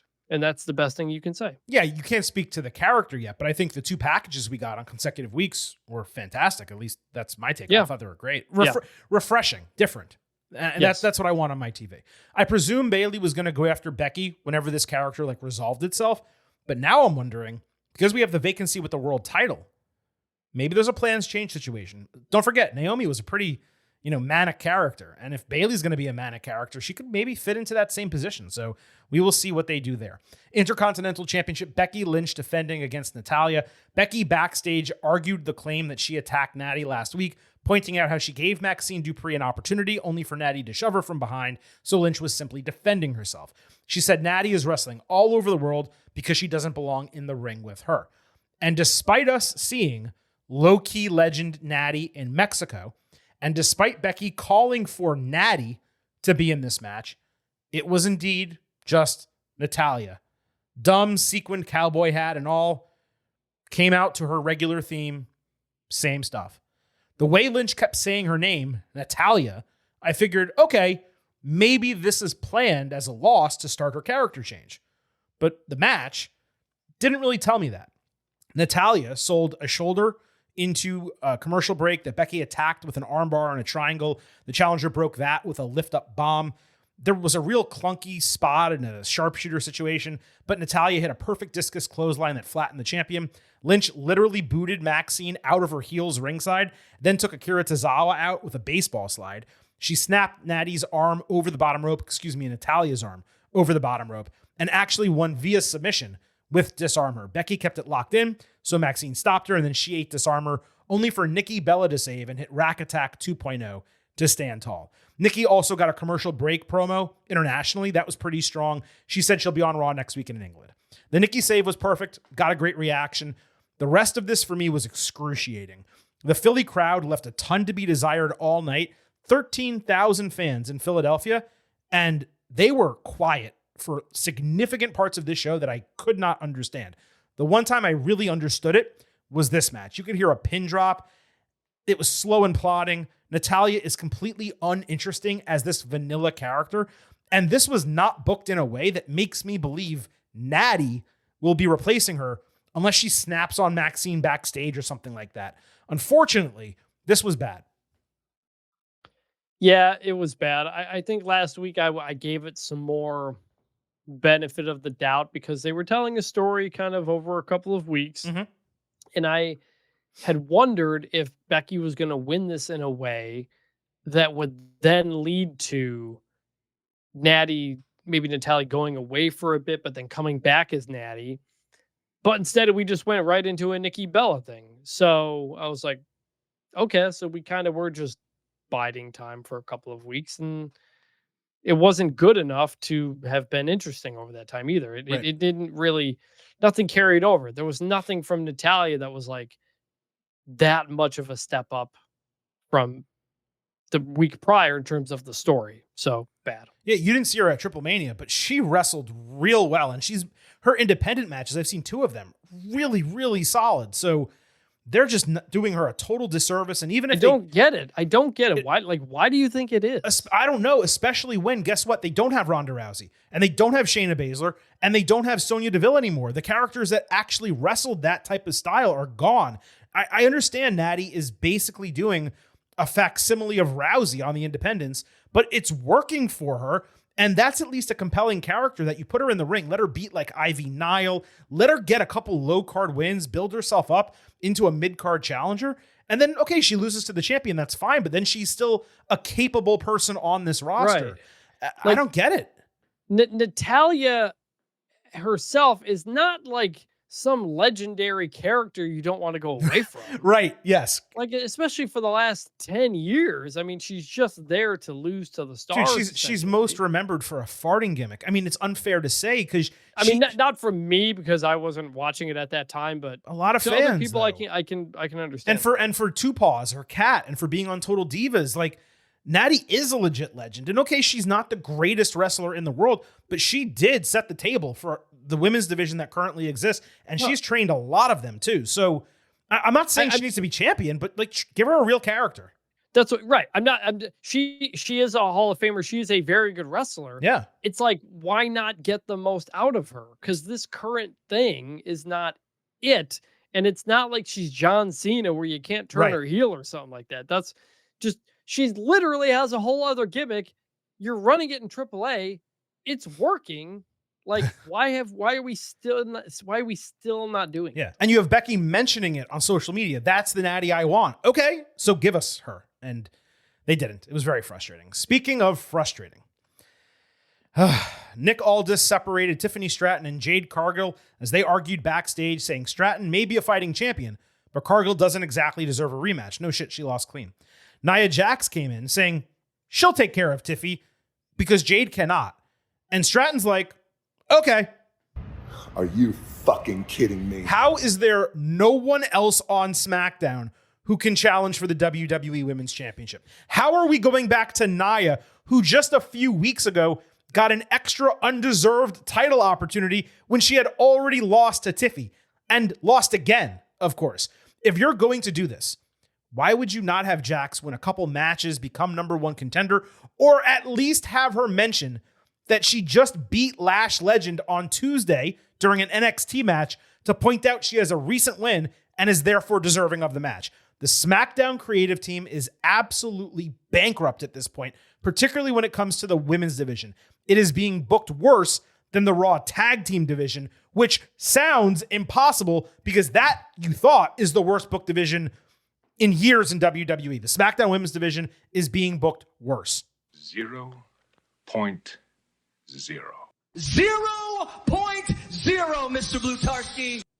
That is one big pile of shit. This is an ugly, and it's going to be even uglier if the booking here is to a triple threat. That way Jade can win the title by beating Nia without pinning 26-year-old Tiffy.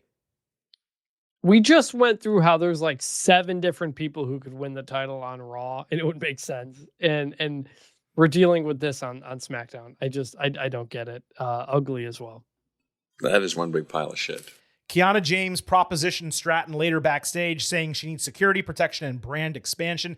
Tiffy properly asked why Julia wasn't there. Great question, Tiff, which was dismissed before denying the help, with Kiana saying Julia wouldn't hesitate to come after her title despite already being a champion. How about she show up on TV and wrestle matches? Michin then slid in, saying she's been trying to call her to get a title match. What exactly, Michin, have you done to deserve a shot at any championship? The chick hasn't wrestled in months and hasn't won a singles match in who knows how long. Probably the Chelsea Green dumpster match. Why not integrate Candice LeRae? She's at least been on screen and active. Kiana did look a little bit better here, but she was still basically wearing a corset trying to purport herself as a businesswoman. And as mentioned, Julia wasn't even on the show. Oh, and Nikki Cross was stalking them from behind a road case during this. This was better than the prior segment because at least the interactions here were fresh, but this was still bad. Kiana, why is Kiana James like wearing like underwear? Yeah. It's very strange. Like, I understand the role you want to put her in, but she is not at all dressing for that role. She's like dressing like she's like her best friend or something. She's dressing for the role if it wasn't an adult film, is what she's dressing for. Yeah. So like that just kind of sets the tone all a bit weird. Julia is, I don't know where. This was a bad. I like how you just gave up right there at the end. That's perfect. Yeah. I've seen the take out there that WWE badly needs an infusion of female talent on SmackDown. I actually don't agree. The problem right now is the top healthy baby faces are in the tag team division, and Bianca Belair is injured. If those three were available for the main event scene, everything is pretty good. SmackDown doesn't need Jordan Grace. It needs like JC Jane and Fallon Henley. It needs mid-carders that can fill out the middle of the division and create intriguing challengers and matches for Julia. But even on a show without stars on Friday, Chris, WWE chose to just not feature the women. They kept them all backstage. So you know what? Maybe JC and Fallon and the others, maybe they're better off staying in NXT than going over to the Blue brand. But also, like, this is why you don't treat Chelsea Green like an absolute joke. Right. Because she can go and people liked her, and she has lost all the momentum that she had from a U.S. title reign for no reason whatsoever. Mm-hmm. So that's that. Zelina Vega had something going, but they had to kind of stop that just to do something else. And then, I don't know, they stopped some things that had momentum, and now they're kind of in a bit of a rut. Speaking of Chelsea Green, we had Alexa Bliss against Piper Niven. Green Regime had a backstage promo in which all of them got to speak before the match. That was positive. Chelsea comes out in this red jumper or whatever. It looked good, but she's got me saying, hey now! I mean, holy crap. Piper landed a cannonball, but missed a Vader bomb with Alexa taking advantage for a roll-up win. Charlotte Flair saved an attack after the bell, only to get thrown into the timekeeper's area as Bliss took a gory bomb from Alba Fire and a Vader bomb from Piper with the heels standing tall. On one hand, this was yet another eye-rolling victory via roll-up. So when I said earlier that there were none on these shows, that's my fault. I missed this one. There was one roll-up. But if Piper is going to lose to the diminutive Alexa, then yeah, this is the type of match where you should probably have a roll-up win because it actually protects Niven. The heels dominating the post-match with Bliss and Flair taking a ton of punishment. That was refreshing, especially given Green Regime is not exactly a dominant group. So even though I was a little bit iffy about this in the moment, I'm actually going to slide with a good here. Yeah, I mean, this was fine for what it was. It was good. But as I think about the Green Regime and kind of SmackDown women's division as a whole, like, is there anybody on Raw in the women's division who's like considered a joke or is like there for the comedy? Maxine Dupree, maybe? Maybe, I mean, Tozawa, but like in like her kind of with that. But even last week they were trying to take it seriously. It feels like SmackDown has so much stuff that like is not meant to be taken seriously. Like the women are not presented as all of them being badasses like you get on Raw. Mm-hmm. And I think the way the women feel on SmackDown is like the previous era of women, not the Attitude Era of women, but just like the women are there to kind of do skits sometimes and they'll do matches. And the storyline is, oh, somebody got their face put in cake, you know. You don't get that on Raw. You got Becky, you got Nikki talking about John Cena, you got Rhea, Io doing their thing. There's just like, I don't know, like that's where again treating Chelsea and her group as, I know they won here, but like treating them as like they lost kind of Alexa jokes. Payne, but yeah, treating them as like jokes is not helping anything. It's not helping them. It's not helping their opponents. It's not helping the division. Yeah, I think, there's a way to treat people as funny, but still successful. I'll give AEW credit. The way they book Orange Cassidy for a while. He's funny. He goes out there. He can do stupid shit. You can laugh at him a little bit, some of his antics, but then he wrestles his ass off and he wins. And that's really how Piper Niven should be booked, where, okay, she's in funny backstage skits, and maybe she'll trip over Alba Fire backstage. But when you get her in the ring, she's a powerhouse and kicks the shit out of people, right? That's really the way she should be booked. So I think you have something to that. I also just think it happens to be Green Regime. It happens to be three women all together in one spot. I don't think anyone else on that show is actually treated like a joke. It just so happens that a lot of people are injured. Charlotte and Alexa are doing like a funny buddy type of gimmick where they're both serious wrestlers, but they're currently not in that exact role. And you have them working with a comedy trio. It's just not the best situation, but there's talent in that division. I mean, people just like, again, Alba Fire is the longest reigning NXT UK champion. Piper Niven is one of the, even though she's regularly on TV and we love that from a win-loss perspective, she's one of the most underbooked women on the entire roster. But there's talent here. I mean, Nikki Cross is legitimately talented. They don't use her. They don't let her wrestle. Candice LeRae is one of the best wrestlers in the company from the women's division. She doesn't get to do shit. So, like, you got to platform these people better. Yeah. Simple as that. All right. Penta fought Xavier Woods on Raw. New Day and Grayson Waller cut a more than 2-minute promo during a commercial break. I believe this is the third week in a row. They got tremendous heat, but American audiences didn't get to see it. 90 seconds between breaks here again. Tag team division on Raw, now the second worst booked division in the entire company. Penta hit a flying crossbody off the top ring post, by the way, onto Kofi Kingston and Grayson Waller ringside. Penta caught and countered honor roll into Penta driver, but a delayed cover allowed Kofi to put X's foot on the bottom rope. Penta then hit a step off tope con hero using Woods' back before beating him with a Mexican destroyer, which played into Woods trying to get that outlawed recently. My main takeaway here is Woods is in the best shape of his entire life. The dude looks amazing. He should be really proud of himself. Penta seemed a bit slower than usual. I'm not sure whether he's gained a little weight or that's just the speed at which X needs to wrestle. Having Penta win 1-on-3 without any help, it really made the heels look bad. I know they're kind of in a comedy role, but like it's tough to take New Day, which is the best team on this entire brand, seriously when they're losing that easily and Penta's just wiping out all of them without any help. At the same time, it's kind of difficult to complain about clean wins because we've been complaining about all the schmaz match bookings recently. So I'm glad Penta got the win clean. It was just a little bit surprising to me that maybe the crowd wasn't hotter for this. Like good. I'm giving this a bad. The only reason it's not an ugly is because we got a clean finish. Like this whole thing was just a joke, man. Like, what do we even do? Like, nobody cares about the New Day at all right now. And they are one of the most accomplished tag teams of all time, but they have been just going in circles doing nothing all year. The Big E thing was a complete waste of time. And now you're throwing Grayson Waller in there for no reason whatsoever when he should be getting these one-on-one opportunities to at least get on the mic and talk to somebody. That's his whole thing is that he's a great talker. They have done nothing with this guy since they called him up. The one thing they did was put him one-on-one in the ring with Cena at Money in the Bank more than a year ago, maybe 2 years ago.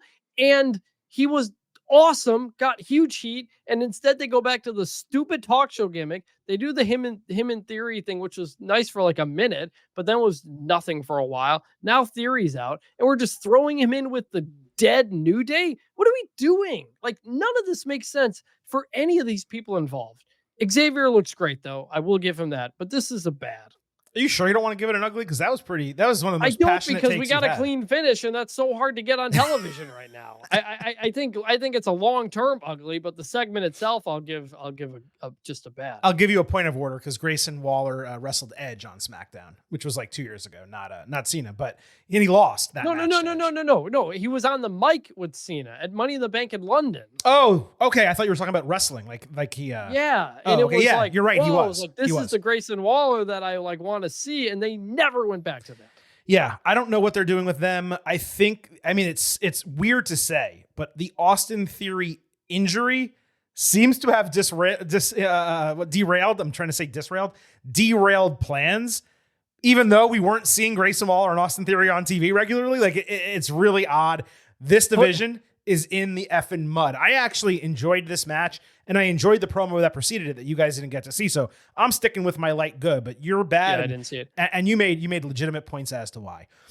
Putting Grayson Waller here instead of being like, all right, let's try a single thing and see how we can do. That tells me that Grayson Waller may be in the next round of layoffs. Oh, that's possible. Yeah, that's certainly possible. Which would be a real shame because I felt like they've never even given this guy a fair shake at what he's actually good at. I don't mind him with them. He's very one-dimensional though. Like people were comparing him to the Miz. He can't go back and forth like Miz can. Like Miz is a different level. And I don't know. We in the ring. We never see him in a talk show segment. No, I watched him. I watched his entire NXT career. He's one note. I like him. That was also years ago, though. Several years ago. I like him. He has personality. He has talent. Even in the ring, he just does like the rolling moves and the jumping between the legs splash. And like I've said this from anyone who's listened to the show for a long time, listens to the NXT episodes. He never wrestled like the type of character he is. No, and his gear makes no sense. His gear makes no sense. Like it's not an entire package. And there's some people where you see them and you go, oh, this guy's going to make it on the main roster. And there's some where you say he could, but it's not a guaranteed thing. And I think you're seeing that right now with Grayson Waller. We're not seeing it. We're not seeing anything. I feel like there's a reason. If he was a no-brainer. I cannot believe they have never put him on the mic in front of the crowd and just heel it up. I mean, they have. A basic thing. No, they put him in the talk show thing, or they do it with Austin Theory. I'm talking about like with the whole thing around him, and not like he's doing. It's just bizarre. You're right. You're right. Where if they put him in the ring with a live mic and just let him go, that he would probably cut an incredible promo and get heat. There's no question about that. But if you truly don't believe in someone, or you are questioning whether you want to give them that opportunity, and by the way, you have limited TV time because of everything that you're doing, and some people just don't get those opportunities. Like, you have to earn it at some point with the limited times that you get. And there are people where I feel like they don't give them enough. And there's others, and Grayson Waller fits into this category, where I'm like, you know what? I get it. You know, not everyone. I'm not like, they clearly don't believe in him, or else he would have gotten an opportunity. I don't think he's great. I don't think he's amazing. I can't believe they haven't done anything to highlight his biggest strength, and even trying it. And by the way, dude's not a spring chicken either. I mean, look, I say that as someone who's older, but he's 35 years old and he's in the lower mid card. Austin Theory is 26. So like, you know, or maybe he's 28, but he's in his 20s. So you can say, well, they haven't done much with Theory either. True. But he also has like, they've done stuff with Theory. He fought Triple H man or whatever. Triple H hasn't done anything with Theory, but you can say, okay, sure. But the dude has 15 years left in his career. So, you know, he's got plenty of time. That's the difference between the two. Yeah. Solo Sikoa opened SmackDown saying the MFTs are in the building. The My Family Trees are in the building. This is an all-time awful faction name.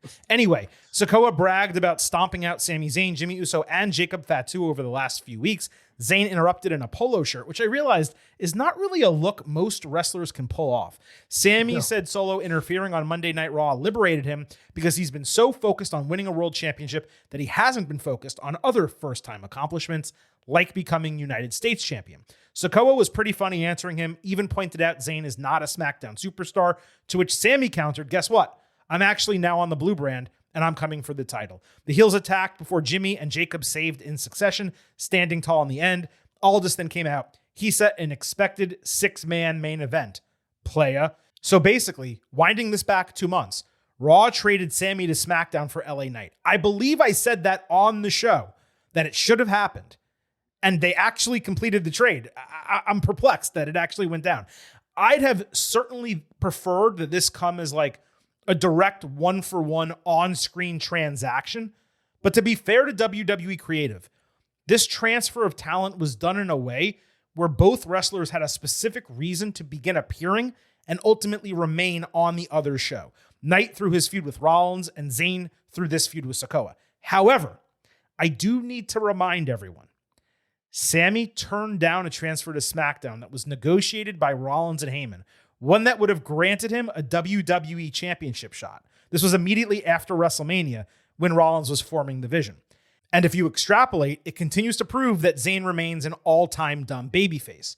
Though to be fair, that would have been him, a white meat babyface, taking a bribe from a bunch of heels to bury his passions and move to a different brand. Whereas this is a babyface pursuing a goal, making a decision on his own. So we do have to recall what happened 2 months ago, but you also have to put it in context that his character never would have accepted that. So also, and I think I said this at the time, what power did they have to negotiate? He's Paul Heyman. Like, he could have been lying too. He could have been, but he's Paul Heyman. I guess, but he's not on that show. No, it doesn't matter. He has all the connections. You have to. Sure, okay. Come on. It's Paul. It's Paul. He got Roman Reigns anything he wanted. He got Brock Lesnar anything he wanted. He's Paul Heyman. Like, yeah, but at some when point, he was on the show, he's not negotiating something for the show he's not on. But he's Paul Heyman. But he's Paul Heyman. Okay. So I was okay with that. Anyway, moving on. I was a bit surprised this immediately devolved into a 6-man. I thought they could actually drag that out for a week or two. And I maintain that MFT is struggling massively as a faction. Basically, what you have here is the B side of the original Bloodline against a C side facsimile stable. Given all the talent on this roster, the whole MFT deal, it just feels redundant to me that we keep getting it. But I did really enjoy Sami's promo here, and I'm glad that creative made sense of everything. I was also pleased that the world title talk seems to have taken a back seat because we've been getting hit over the head with that for months now. And if you're going to actually make him world champion, you need to create a period of time where fans forget about that. Like good.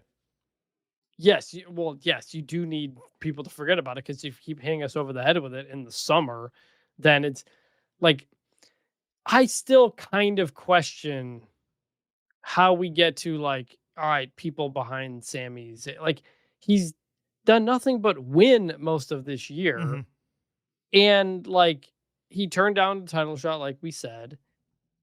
He's not doing anything interesting at all. And I'll give this a good just because it's kind of different. Like, he's back doing bloodline-ish type of stuff, but you get him away from Jay, maybe he can start interacting with other people on SmackDown to just get more interesting stuff again. Get him in a ring with, I don't know, Cody or Cena or something. Just he needs to feel fresh, and he doesn't feel fresh. No, he doesn't. And that is something that badly needs to happen, and soon. We had Sammy, Jimmy, and Jacob against MFT. This main evented. So MFT bookended the show. So let's just clarify, okay? On Raw, you have Seth Rollins in the Vision, and you have Jey Uso opening the show. And then you have those guys, plus CM Punk, LA Knight, and Roman Reigns. And on SmackDown, you have MFT, Sami Zayn, Jimmy Uso, and Jacob Fatu. I just wanted to make sure everyone understood. Anyway, there was this tense backstage segment in which Fatu didn't seem to trust Zayn, saying he didn't know him like that yet. Fatu got the hot tag, catching Tongaloa with a pop-up Samoan drop, only to get caught with knees up on a Swanton bomb. Sikoa capitalized, with an Uso splash for a 2.9. Sammy tagged Solo with Blue Thunderbomb for a broken fall. Jacob sent Talatonga over the announce table with a Tope Suicida. Zayn then avoided Samoan Spike, hitting an Exploder Suplex and a Haluva Kick for his second victory over Sikoa in as many weeks. Jimmy mended the tension afterward with Sammy, and Jacob, they hugged to a surprisingly huge ovation as SmackDown ended. Zayn even did Fatu's silly dance in the final seconds of the show. And to that, I say, it worked. Okay? The MFT stuff and the reinsertion of Zayn into the extended bloodline vortex, it's not my cup of tea at all. But if I'm looking at it objectively, this not only served as a really nice bookend to the show, but a reason for Sammy to get a title match, presumably in Paris, because he's French-Canadian. And the coming together of three familiar faces, I thought that was really important for Zayn, just because he's being introduced to a new brand as a face. He's got to have some friends. Certainly not what I would have made my main storyline on SmackDown, especially when there's a lot of people doing a bunch of nothing, including the women. But this is one of those cases where, look, a good time was had by all on the show. There weren't many major stars on the program, and the booking worked despite my negative reaction to it. So this was good. It was ultimately good, and it was fine. Like, I don't even know if Sammy winning the US title is all that interesting. He should not win that title. So I'm just waiting to kind of get into a real story for Sammy. This isn't quite it. Question I have, with Naomi taking time off, is Jimmy, or when do we think Jimmy will be taking time? I think she's 7 weeks, so that's 2 months. So I think in 6 months he takes time off. That's a long time. Good. Yeah, he's got some time. Let him work through the Royal Rumble and then take him off after that. Yeah, it just made me want. Looking back now after Raw, it made me just kind of. Well, don't forget also the WWE schedule is so much more different than it used to be. He only needs to be away from home for like 48 hours at a time at most. That's true. No house shows anymore. Yeah, so he can just, as long as they don't book him in any major programs, which they won't because it's Jimmy Uso. No offense to him. He can just go away for a weekend. Family can stay with her, whatever the case, and then he comes right back. He works 2 days a week. Yeah, that's true.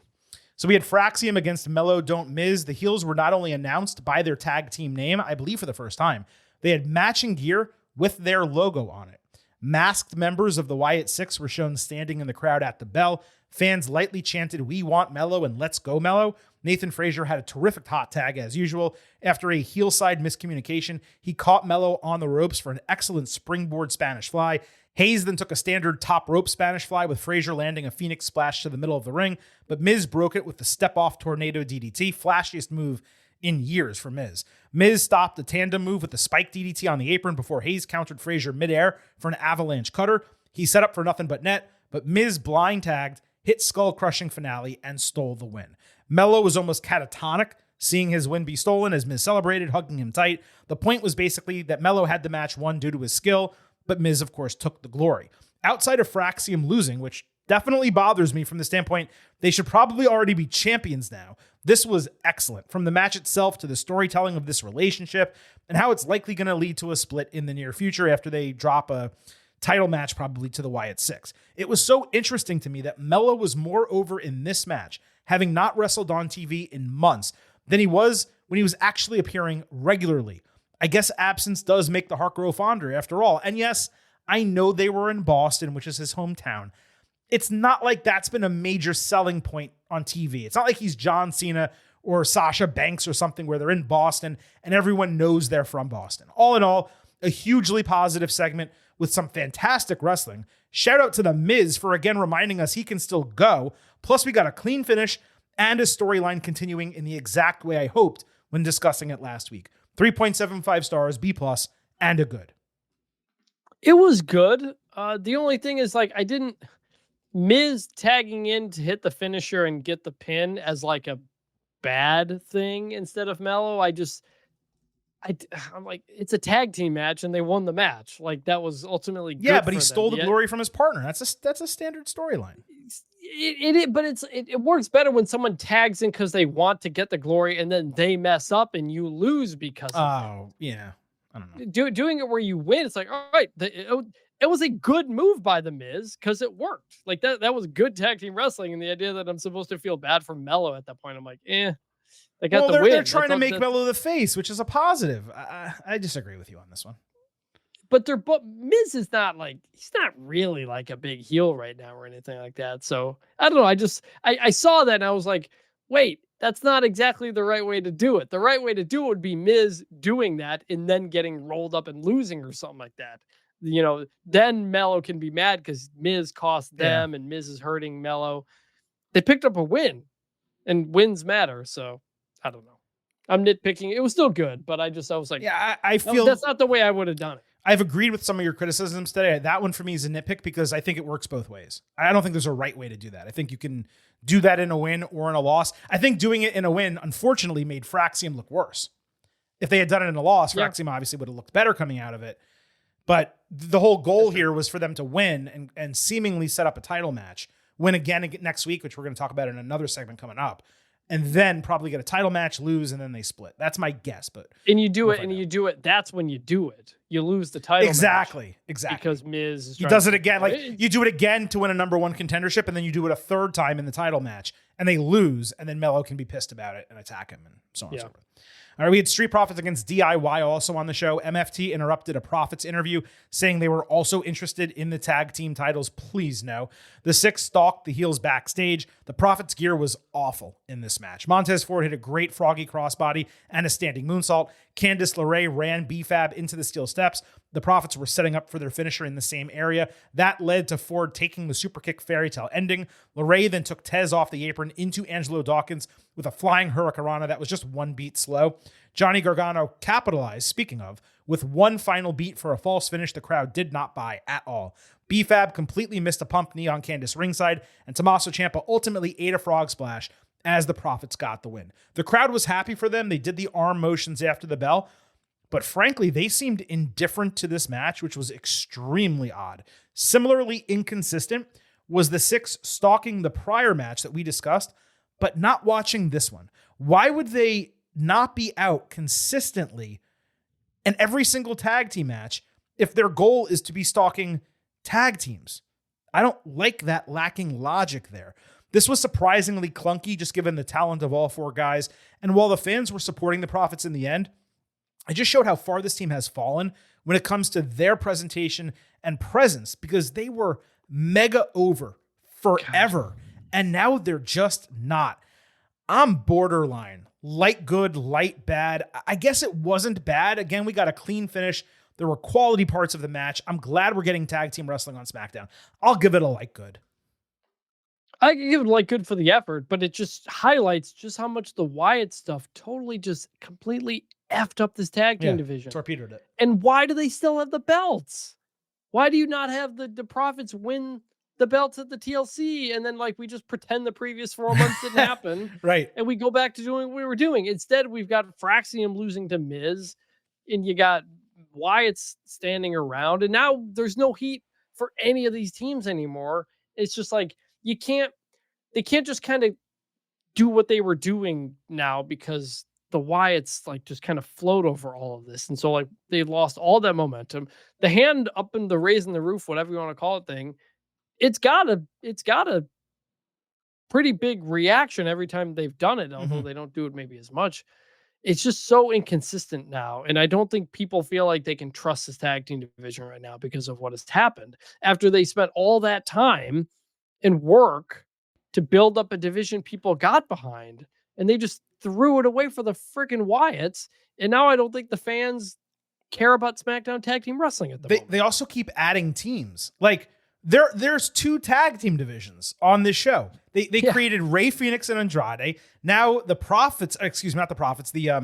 MFT want to get involved. Mello Don't Miz is back. That's 3 new tag teams for an already full tag team division. And you added the Wyatt Six and made them champions on top of everything else. Well, that's the problem. Because if you took out the Wyatts, you could do promos and in-ring segments with your normal champions. You can't do that with the Wyatts because they're so limited in what they can do, because that's what that gimmick is, which is why that gimmick should never have a championship. Yeah. We learned this with The Fiend because it just limits what you can do with everybody else. If the Profits were the champions, put Miz and Mello in the ring with face to face with them. Put Solo in front of them. Like, you could do so many different things that, like we said, we're getting on Raw, where you've got a lot of different moving pieces. Instead, all these pieces have to move separately around the Wyatts because they can't work directly with the Wyatts. And that's the problem, because if they just put them on Raw, they could have been faces giving the New Day shit, getting into it with the Viking Raiders, because guess what? They have the size to actually match up with them.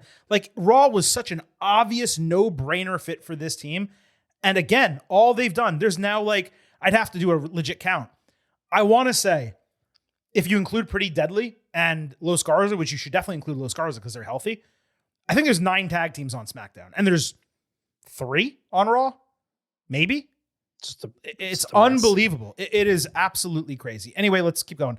Mello approached Aldis backstage as he was speaking with Motor City Machine Guns, asking what he needs to do to get a United States Championship match. I told Michin the same thing. Get booked in singles matches and win them. That's what you need to do to get title matches. I don't understand this. That would at least be a start. Miz interrupted before Aldis could answer, telling Mello, hey, slow down. MCMG took exception, asking Mello if he's him or his, referring to Miz. That's a fire-ass line with some unintentional undertones, if we're being frank. MCMG shot back that they wrestle like they just met in catering while they've been doing this for decades. The argument obviously led to a match getting booked next week. Miz was thrilled. Mello remained pissed off. Second week in a row where MCMG actually got to show some personality, and the through line with Mello Don't Miz and their icy relationship, that played really well. The Six also stalked in the background here too, but again, not in that other match. So the other ones were light good or, borderline. This was good. The tag team division, it is steadily improving outside of the Six. We're getting more storytelling outside of the ring. That's positive. I don't know where Rey Fenix and Andrade went off to, but other than them, I liked this segment. This was good too. Again, there's so many things you could do if you didn't have if the belts on the Wyatts. I cannot believe they retained, man. What the hell? R-Truth backstage wearing a Ron Killing shirt seemed to be back doing his corny shtick. Aleister Black interrupted, pointing out he was so happy about John Cena, yet he hasn't even been a good friend to Damian Priest after everything he did to him. Truth snapped into seriousness immediately, saying Black can't tell him nothing, to which Black said it was good to see Mr. Killings and he would see him in the ring next week. This made me feel so much better about Truth not fully reverting as we were concerned about last week. There's no reason to take away why fans love Truth. The goal should be to build upon that by adding Killings. The proof will be in the pudding, but based on what happens next week, I have a feeling we're going to see both guys. It feels like nothing really but an avenue for Priest's eventual return. I'm going to hold out hope, but I want to repeat on Priest. I wanted him out for a few weeks. So far, he's out for a few weeks. I have a feeling he comes back next week. The dual personality gimmick for Truth, it's better than the alternative. Tentative, but definite good. Yeah, it felt like a response to the previous week with Cena, when all of us were like, so he's just reverting back to jokey R-Truth. What's the point of all of this? I didn't take this as split personality just as much as a guy who learned how to get serious when he needs to. And so I'm glad we saw it. It felt like telling all of us, hey, we know you were a little worried about after last week. Don't worry. We've still got Ron Killings here. So that was good. No, that's a better way to put it. It's not a split personality. It's just someone who can have fun, but also get serious when the time calls for it. That's true.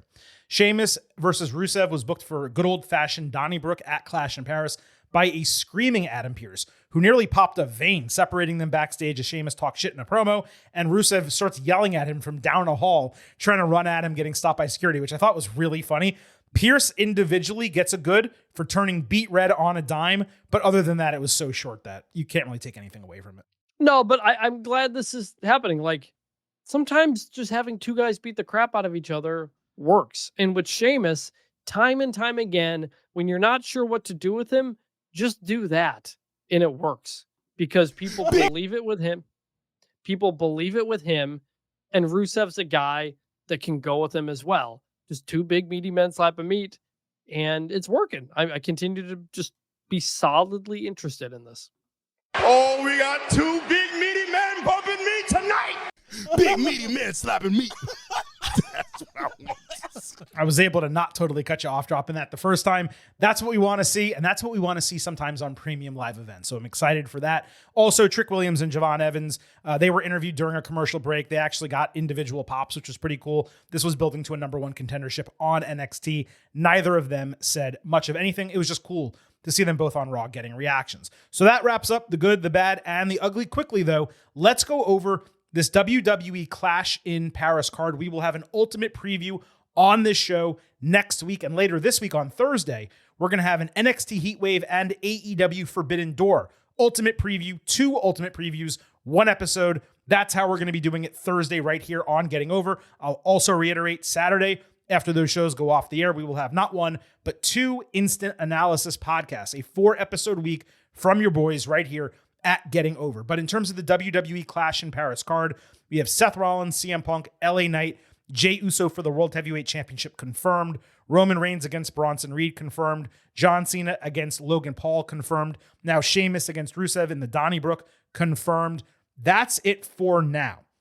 Potential matches: Becky Lynch against Nikki Bella for the Intercontinental Championship. I think that's likely, almost certain, I would say, going to happen. And that's kind of where I stop the ones I'm positive about. We should have already gotten Dominic Mysterio and AJ Styles for the Intercontinental Championship. They're going to be in Paris. How are you not running that match on that show? Next week's the go home. So I guess they can announce it on Monday in England and run the match on Saturday in Paris. But like, shit. I mean, AJ is massively over in France. Wouldn't you want to have him announced early and sell as many tickets as possible? That one's confusing me. Then you have Cody Rhodes, Drew McIntyre for the WWE Championship. This might get delayed a month. I could see it. The same thing with the Women's World Championship, which clearly was planned for the show. It was going to be Naomi against Stephanie Vaquer. Now, Naomi, of course, relinquishing the title. Stephanie in purgatory. Maybe she fights Io Sky. Maybe she doesn't. So I think Women's World Championship gets bounced. I think Cody and Drew get bounced. But I got to believe, Chris, we're going to get Dominic and AJ on this show. Yeah, you have to. I mean, the backlash in Paris, in France, was 5 matches. We've got 4 here. You already have a Cena match, a Seth Punk match, and a Roman match. Like, typically WWE is not going to also throw a Cody match on top of that. Right. AJ Dominic, I mean, I think they should. It'd be great, if we normally had all the champions defending on all the pay-per-views, but it's not the world we live in. Well, you'd have 11 match cards. You can't do that. I mean, but I can't imagine unless someone got hurt and we don't know, I can't imagine there's any reason they wouldn't do AJ Dominic here. It's the most obvious thing in the world. I think they're going to put Sammy and Solo on the SmackDown Go Home, which I believe is also in Paris. Yeah, that does not need to be on Clash in Paris. That's a perfect SmackDown main event. Sammy gets his pop. He's French-Canadian, not French, so it's a little bit different. But you got to put Dominic and AJ on this card. I'd be absolutely floored if it's not. And the card is loaded, by the way, to your point. Rollins, Punk, Knight, Jey, Reigns, Cena, Becky Lynch, Nikki Bella, and you get AJ Styles on there too. I mean, We're talking about potential show of the year, not necessarily from a match quality standpoint, but a reaction standpoint. This is going to be incredible. That is a good point, though. There is not, at least currently on Wikipedia, there is not a women's match on the card. Right. I think it's going to be Becky and Nikki. Yeah, maybe it ends up being Becky and Nikki.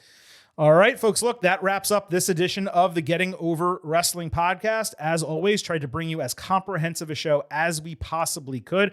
I also mentioned we'll be back Thursday with a double ultimate preview for NXT Heatwave and AEW Forbidden Door Saturday. Instant analysis episodes for both of those shows. Don't forget to follow us on social media at Getting Overcast on Twitter, Blue Sky, and YouTube. On Twitter and Blue Sky, you get episode drops, news, analysis, highlights, all of that good stuff. You can send in questions and comments for the show and vote in our pre- and post-show polls around Heatwave and Forbidden Door. Of course, on YouTube, you get full-length audio episodes, full-length video interviews as well. Here at Getting Over, it is important to remember that this program is all about Defy. So head over to Apple Podcasts and Spotify, leave a 5-star rating. On Apple, take a little extra time, leave a 5-star written review. If you do, we will read it live right here on the show. And do not forget, I happen to love the number 5. Hope you do as well. $5 a month, $50 for the entire year. You can become an official Getting Overhead.